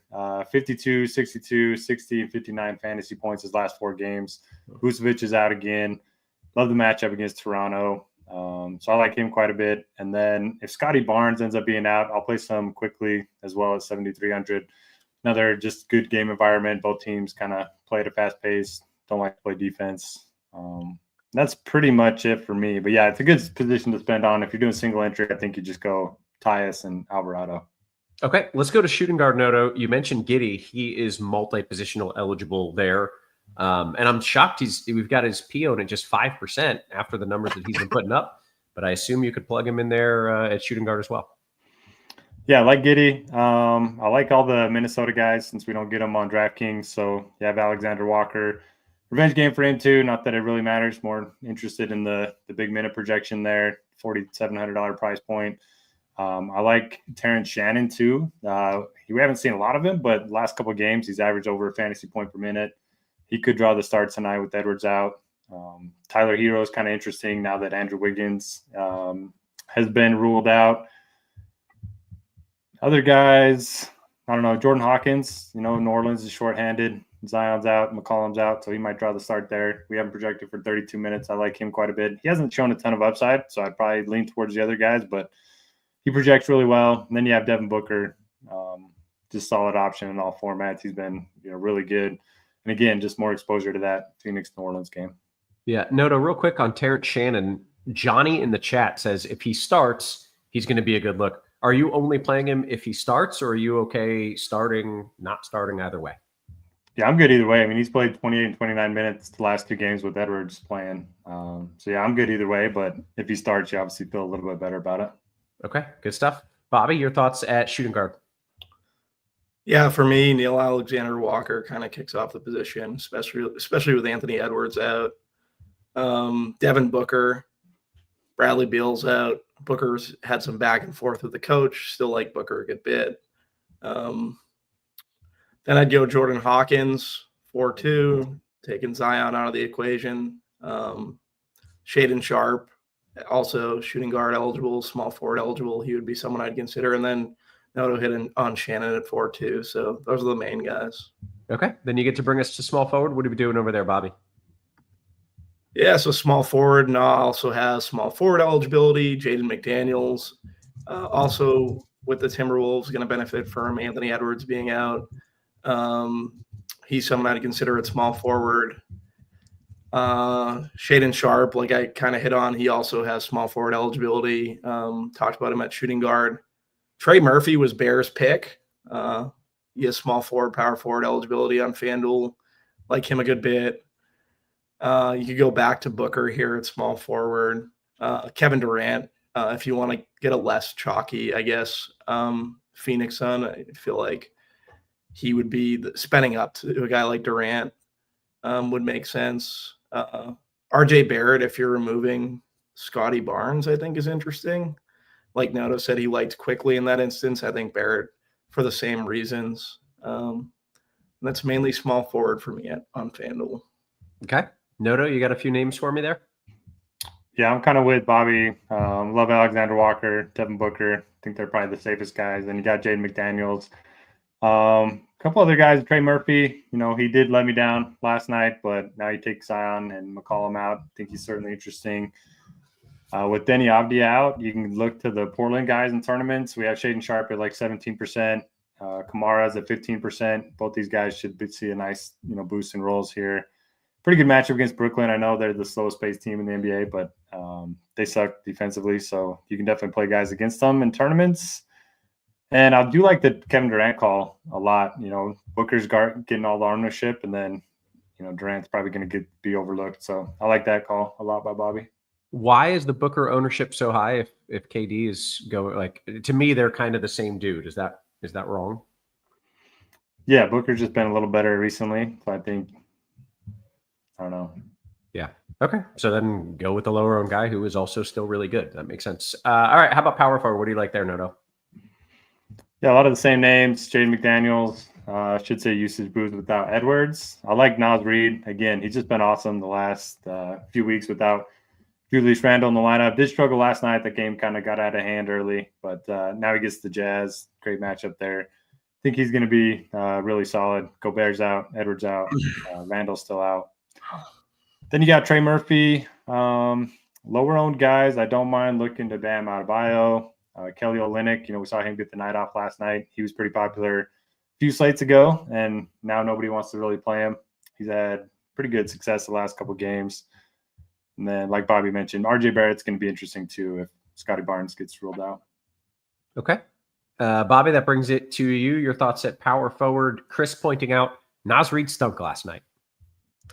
That's fine. We don't worry about last night. We're only caring about There you go. DFS. So Fine with Nas Reed at 8-1 at power forward. He's probably my favorite. He's a little bit more expensive. Actually, I'd probably prefer Jaden Daniels because he's 6'6", but I think Nas Reed's perfectly fine as well. Kelly Olynyk, he wasn't in the lineup last game. I feel like with Zion expected to miss, it seems like he'd be someone at 5'3" that they'd have to utilize. I know it's Kelly Olynyk. I know it's the year 2025, but for me, I think he's very interesting at this position. Trey Murphy again at 8'5", another Pelican that you can go to. Matkovich, Carlo did well for me last night, so I don't mind going back to him again. Santi Aldama at 5'8". I think he's interesting. Bear was on him.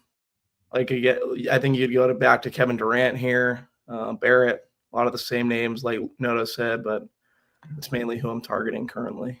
Okay. Another guy.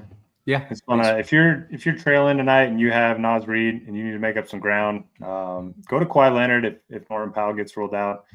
You have him at 10% right now. He sees like a 12% usage boost without Powell on the floor. So yeah, if you need to chase a little bit and you have Nas Reed, just pivot to Kawhi. Okay. Chris says, is Aldama highly owned? Looks like we've got his P-own here on FanDuel at 12%. So not really, but not super in the dark either. Bobby, you get the honor of taking us to the big men center spot. What are we doing there?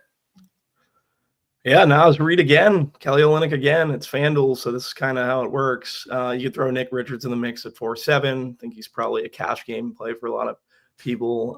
Misi on the Pelicans as well. He's in there. Matkovich, another Pelican you can throw in there. Zion's removing a lot of usage. I'm not playing Luke Cornett, but I feel like if you want to, you could. I think Santi's probably my favorite center tournament play on FD. Daron Sharp's there, 5K. So those are mainly the guys I'd have interest in. Meh, Nothing all that exciting there. Noto, what are you doing at center? Yeah, it's ugly. Same as last night. You can just lock Jokic and then see what it gives you. It gives you 4 Wolves, which I certainly don't mind. Pretty solid lineup. Get Tyus Jones in there too. So I don't hate Jokic in tournaments. If he can get you like 75, I think you're off to a good start, and then kind of lean on the late value. After that, Nick Richards, Nas Reed. I wouldn't get too cute at the position. No Towns interest here? I don't know. I mean, it's a pace-up spot. He has been good. Guess we'll see if he's playing. Yeah, I guess that's key. Okay, I want to kick it over to DraftKings in just a little bit. Ooh, should have had my read ready. I didn't, so I will interrupt DraftKings at some point with a promo read so I don't get fired. But first, let's dive right into DraftKings. Noto, you get to start us off. Refresh, hit us at point. Yeah, so I only build one lineup, so I'm obviously playing Tyus Jones, but I want to see how Bobby approaches guys like this. Is he just 100% lock button for you? Tyus, I'm only playing 3, but okay. I didn't have him last night. I only had him in 1 of 3. I'll probably consider playing him in 3 of 3 or 2 of 3 tonight. Definitely should have been overweight last night, but yeah, I'm definitely interested in Tyus. You get the rainbow, Tyus. Get the rainbow. So yeah, I was just trying to think how many lineups I'd have to make for me to not put Tyus Jones in there. Probably be at least 10 for me. Yeah. So yeah, 3,800, just a great price point. Devin Booker, for the same reasons we mentioned on FanDuel. Jose Alvarado, same thing. He's a little bit cheaper on DraftKings than he is on FanDuel. Then you have Cade Cunningham if you want to spend up. Again, I like Josh Giddey quite a bit. Probably my favorite tournament play tonight. We have him at 8% over on DraftKings, which I like quite a bit. I just don't know how deep we need to go. I mean, is Russell Westbrook going to get a bunch of run? I know he's not starting, but he could be interesting in the court now. he played well last night. He kind of tailed off at the end. I think, what do we have him for minutes currently? 30. I wouldn't mind going back to Westbrook here. But he wouldn't be my favorite Nugget, but I think he's fine. Yeah. Versus Detroit, one point spread there too. So yeah. Cade Cunningham, probably my favorite point guard. Tagged him earlier. Dean's on him. Dean's always on Cade. Last time both me and Dean were on Cade, it didn't work out. Hopefully that changes tonight. Josh Giddey playing fantastic of late. 8-6 on DK. Like him a good bit. Think he's great in tournaments. The chalky guys, Tyus Jones. You're removing Beal, Grayson Allen. We kind of hit on all the reasons why. On FD, he's a good play, good cash game play, good tournament play. Same thing with Alvarado with McCollum missing.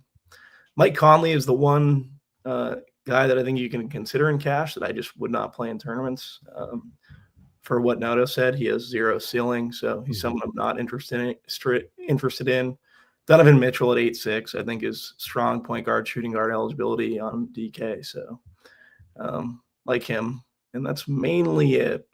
Yeah. Okay. Let's go to shooting guard then, Bobby. I'm seeing a few names. Like if you look at ownership, and that's what we have it at sorted now, from every position, shooting guard is at 2nd and 3rd with Murphy and Hawkins.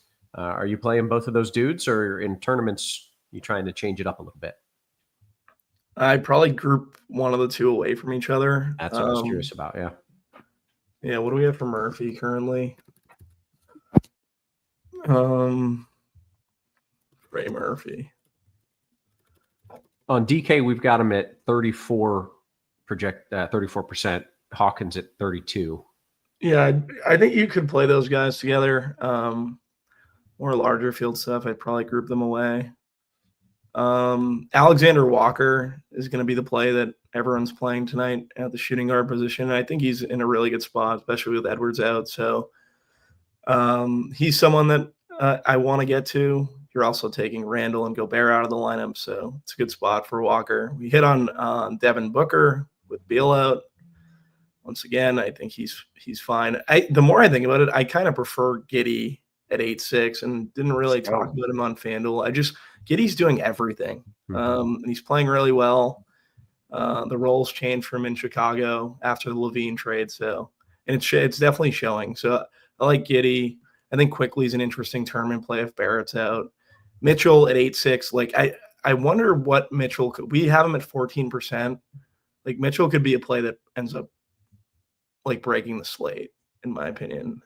Just think he's a really strong play at that ownership, especially for tournaments. Like Mitchell a good bit. Shaden Sharp at 5-6. Talked about him on FD. Talked about him on DK. I had a refresh and I went back to DK. I went back to FanDuel. That's mainly it for me at shooting guard. Okay, Noto, I think we're all on the Giddey train, and you were kind of the captain of that train. But a good question from Joy in the chat. Does Dosunmu coming back hurt Giddey? I don't think so. Obviously Levine's not there. Vucevic is out, so I'm not too worried about it. Dosunmu not a high usage guy. Like enough usage to go around still with those dudes out. Yeah, for sure. Yeah. Okay. What else do you like here at shooting guard? Not a strong position for sure. I think you just kind of lock in Booker. I do like Giddey quite a bit. And for value, I like Jordan Hawkins, just a guy that we could probably count on for 30 minutes at 4K. I like that quite a bit. I do like Bobby's Donovan Mitchell call. I think we saw this matchup between these two teams earlier this season. Everyone thought it was going to be low scoring. Ended up being in the 120s. Good offenses always beat good defenses. we can see those shootouts happen from time to time. Kirkwood in the chat wants us to give a woo for the old time sake for the NFL show, but I'm not going to do that because last time we tried, we were supposed to all say it at the same time, and I was the only one that said it, and then we had like 10 seconds of dead air. It was. Do you want to try it again? Nah, next time. I'm too sick. I have a cold. I can't get it out. I can't get the pitch that I need. We're going to leave you out to dry anyways. All right. Any other thoughts at shooting guard? If not, you can walk us over to small forward. No, probably not. Shaden Sharp is good, and Kamara. I think both the Portland guys are interesting. Small forward, love Trey Murphy, under 8K. Just locking him in, even though we kind of struggled last night against Phoenix. I think the usage goes up without McCollum and Zion. If you are playing Donovan Mitchell, you can kind of pair him up with Tatum on the other side. Kind of hope that game stays close and shoots out a little bit. RJ Barrett, if Barnes ends up being out, is pretty interesting. And I don't know, it's not a great position for value other than Shaden Sharp. So probably just going to save at guard more than small forward. Yeah, I don't really love a whole lot there. I mean, I guess Murphy. Bobby, your thoughts at small forward? By the way, Barnes apparently is in. I don't know if we had that news earlier or not, but or if Yeah, Troy Murphy at small forward. Just think I was with Noto and I played him last night and it didn't work out. But this should be a bounce back spot for him. So I like Murphy. Shaden Sharp at 5'4". Also at shooting guard eligibility, I think he's fine. Oscar Thompson, people have just been more willing to play Eamon, who's been really he's better. He's better, but Oscar's very good as well. Yeah. I don't think he has the superstar potential that Eamon has, but I think he's been strong. So don't mind getting him into my lineups. RJ Barrett, especially if Barnes is out. Just think he's super strong. Kirky tagged him earlier today. Tumani Kamara at 5'8". Don't mind him. That's mainly it, though, for me at small forward. Any spend ups? Like, you got Tatum there. Any interest or no? Not really. Murphy. Tatum. Yeah, Tatum. He's fine. Jaylen Brown. Don't mind him. That's mainly it. Those two. All right. Fair enough. Let's go to power forward, Bobby. You get to lead us there. Power forward, Bol at 5K. He's going to be super popular for literally everyone. God, I love that.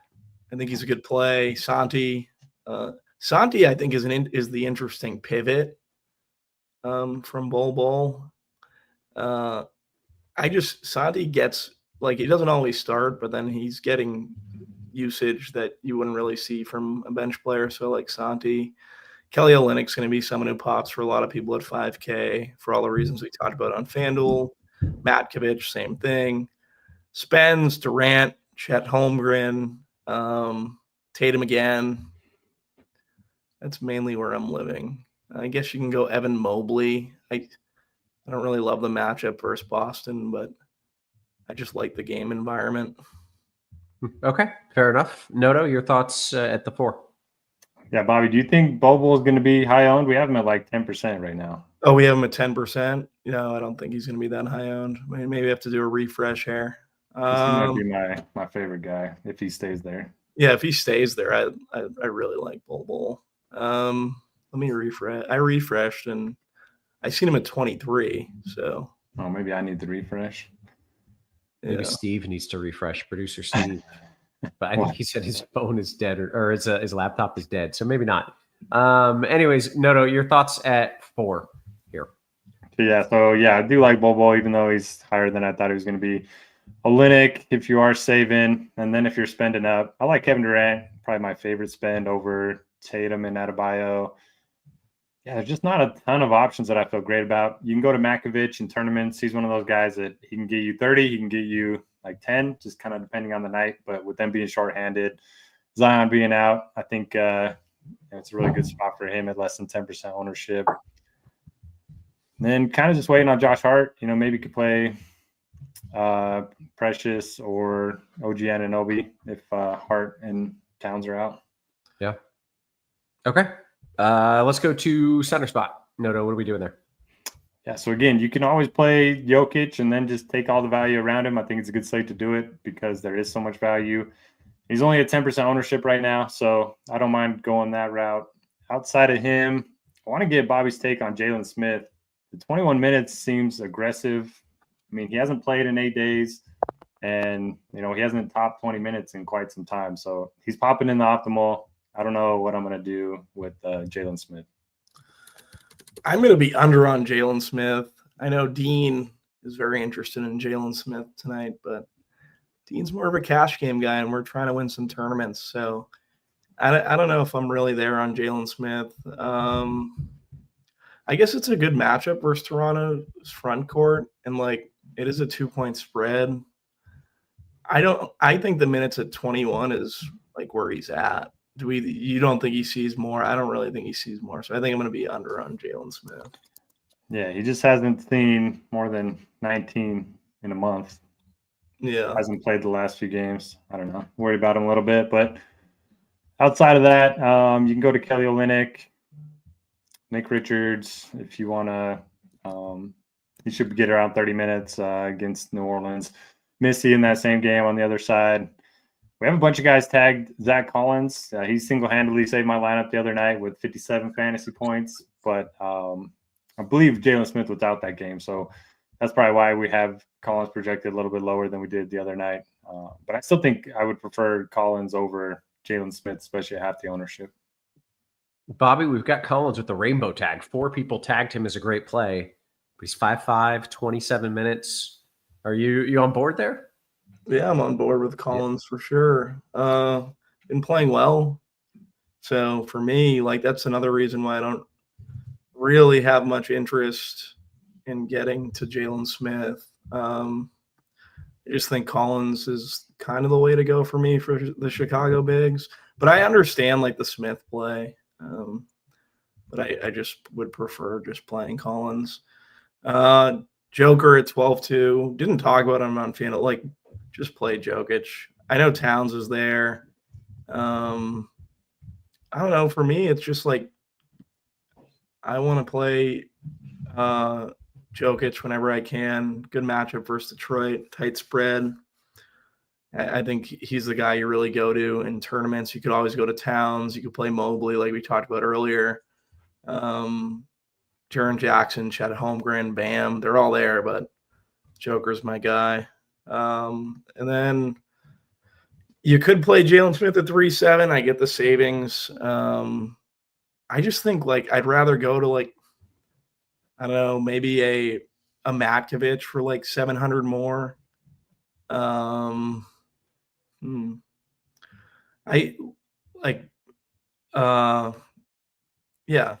that would like Matkovich. I think it would be more interesting to me currently, or Luke Cornett, than getting to Jalen Smith. Yeah, and then Nick Richards at 4.6, Kelly O at 5K, Collins at 5.5. I think these are the main centers you're targeting. Okay, good stuff. We have roughly 9-10 minutes here until lock. Want to make sure we get time to answer all your questions. So if you have lineup questions, get them in there in the YouTube chat. Hit us with the thumbs up. Or if you want to get your question answered first, jump in the RotoGrinders Discord. That's where the cool kids hang out. By the way, got a sweet deal for you for a limited time. Get your first month of Combo Pro, $79.99. That's $15 more than PGA Premium. Pretty good deal. It's only $5 more than NBA Premium, which is like a steal. If you're paying for NBA Premium, $5 more, you get all the sports. That is a obvious thing that you should be doing. So make sure you are checking out the best deals that we've got here at RotoGrinders. The best content, the best tools, and the best people in the biz, if I do say so myself. Let's see what's happening in Discord. Scrolling up just a little bit. C. York says, Noto, got so many good plays and so much ownership in New Orleans and versus Phoenix. Do you feel like you're overdoing that? You feel okay getting a lot of high owned plays from there? Yeah, I guess it depends on the contest you're in. I like small field stuff, so perfectly fine eating that. Ownership being overweight on that game. But yeah, if you're playing large field stuff, maybe pick your spots, and then, or if you're playing Giddy, you can get away with it because he's kind of my low-owned guy that's going to be my difference maker, hopefully. Yeah, love that. All right, Bobby, coming to you here. A question from D-Rock, DKGPP, the Brunson Burner and Christian Braun, or Giddy and Daniels? Brunson Burner and Christian Braun, or Giddy and Was Daniels. it Christian Braun? It's Braun. I'm right? on the Giddy side. Yeah, he's pronounced Brown for some reason. That's what I thought. I was like, I knew I screwed that up as I looked at it. All right, my bad. Makes no sense whatsoever. Yeah, that's on me. But you're on the Giddy side of that, anyways, right? Yeah. Okay. FanDuel Cash, right back to you here. We're gonna double you up, Bobby. Another one here. This is from Achilles, Tyus and Bol or Alvarado and Nick Richards. I think I lean the Tyus Bol side. Okay. Noto, coming to you. This is a question on a DKGPP. Collins and Dick, or Smith and Brown? Not Braun. Brown. I'll go second side. Okay. I got a Bol question here. DKGPP. Bol, Noto, or Olynyk? Kelly O versus Bol. Yeah, both are in my lineup right now. So oh, let's let Bobby answer that one. Bobby, you got a preference between the two here? Bol versus Kelly O? Bol versus Olynyk. I'd Mhm. probably go Olynyk. It's just like the degree of excitement between the two, just for pure excitement. Who do you want to play in your mind's eye? Kelly O, boring, or Bol, Mini Wembanyama? Like, that's the dude you want to play in your heart, right? Mini Wemby.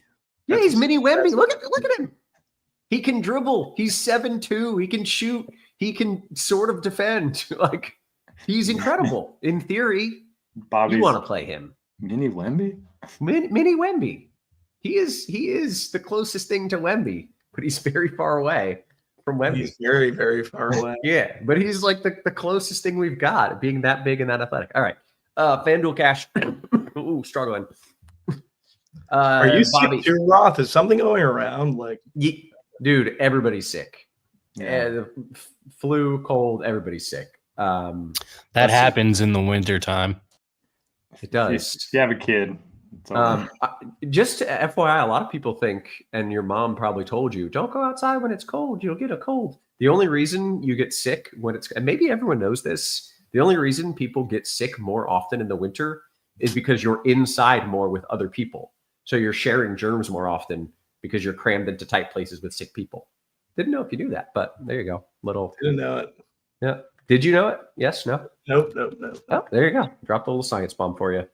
Okay. Anyways, FanDuel Cash from Aside, Bobby, Booker and Aldama, or Mitchell and McDaniels? Mitchell and McDaniels. Okay. Noto, back to you. FanDuel Cash is 3 people in Minnesota. Too many people in Minnesota. It is not. Yeah, like I said, you can get 4 if you play Jokic, so I like that. And shout out to Steve, man. Producer's quick with the little videos. The more you know. Just he's always ready to go. Even with 2% battery on his computer, he's still making it work. FanDuel Cash, Noto, I'm coming right back to you here. It's a 2v2. Alvarado and Nick Richards, or Tyus and Mini Wemby. Bol. Did we already have this one? I don't know. I feel like Bobby answered this, but I'm going to go. I like Tyus too much, so I'm going to go with the Tyus side. Oh, yeah, we did. It was different people and asked in a completely different way. But yes, we did have that exact question. Let's see what else we've got here. Scrolling up in the old Discord. Okay, checking out the YouTube right now. Here we go. Any Chris Murray love? Bobby, getting the start. No Time Lord, no Denny, no Grant. Chris Murray. What's his price? $3K? It's 35 on DraftKings. 35. I think I'd prefer like Kamara and Sharp, guys like that. But he's fine for larger field stuff to get into your tournament, to get into your bills now. All right. Bobby, back to you. Black Main says Cade or Hallie, FanDuel GPP. I'd go Cade. Judy, FanDuel single entry. Noto, this one's for you. Naw and Bol, or Shannon and Collins? The first one for sure. Okay, scrolling down a wee bit. Is Bam a sneaky play? Noto, is Bam a sneaky play? Yeah, I think so. We haven't seen like a ceiling game from him in a while, but Pacers really bad on the glass. We got Andrew Wiggins out, so I don't hate it, but he's probably more of a cash game guy than a tournament play for me. Okay, Bobby, back to you from our guy Butthole Jenkins. By the way, we got three minutes ish here until we hit lock. Any Highsmith love with Wiggy out, Bobby? No Highsmith for me. All right. I'm only playing 3 teams, so yeah. Okay. By the way, I'm just learning that Shaq says Bol is the original Wemby, not just knockoff Wemby, but the original Wemby is Bol. I don't know if that's good or bad that I'm in agreement with Shaq here. Bobby, Giddey or Mitchell in a FanDuel GPP? Giddey. Let's see, Cade or Halliburton in a, didn't say, but just in a GPP. So Cade or Halliburton in a GPP? Noto? Yeah, Cade for sure. Noto, right back to you from Jim. I can't decide to play Booker or Durant and Herter and Wiggins for value for DraftKings. So first off, Booker versus Durant. And then any interest, I guess, in Herter and Wiggins for value on DK, Noto? No interest in those two value guys unless you're playing a bunch of lineups. I have Booker over Durant, but I think they're very comparable. Okay. Let's see what else we've got here.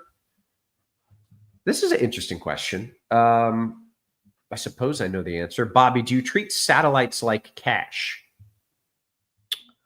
I guess, do you need to win the satellite? Because if you need to win the satellite, so I'd probably play a cash hybrid tournament team. Yeah, I feel like I would go, I don't know, strongly into a GPP mindset if I gotta win it. But I guess it depends on the. Let's see. Bobby Blink says, "Is the feeling in my gut that Jabari Walker could break the slate on DK a possibility, or is it just bad gas? What is his feeling in his gut? A possibility or bad gas?" I think it could be bad gas. Okay. Mitrob will debut tonight. I don't know. Do we care? Okay. Maybe Towns will sit now. I'm getting a ton of Jalen Smith now for what it's worth. Are you really? 38% Jalen Smith, yeah. The guy that you just shit on? I just poo-pooed. Yeah. You just poo-pooed him all. Yeah. I'm getting more Bull though. 58% Bull. Now we're talking. I approve of that. Yeah. All right. We are less than a minute until lock. We got a few more QQs. Any Jared Allen, Bobby? No, Jared Allen. We got a food question, which is always good. It's been a while since we've had those. Towns will play according to the chat. Now, I haven't seen that officially from. Oh yeah, he's in. He's in. Okay. Does that that just takes away some excitement? I mean, he's a viable play in his own right, correct? Yeah, but it doesn't really shake the slate up all that much. Him being in. Let's see. All right, we pretty much done what we came here to do. So I think we can bounce. Yeah, catching up. I think we look good. Good work, gentlemen. I think it is time to get on out of here. So for Noto, for Bobby, for our wonderful production crew, always working hard behind the scenes. Guys, we appreciate you. We love you. And we will catch you tomorrow. You have been crushed.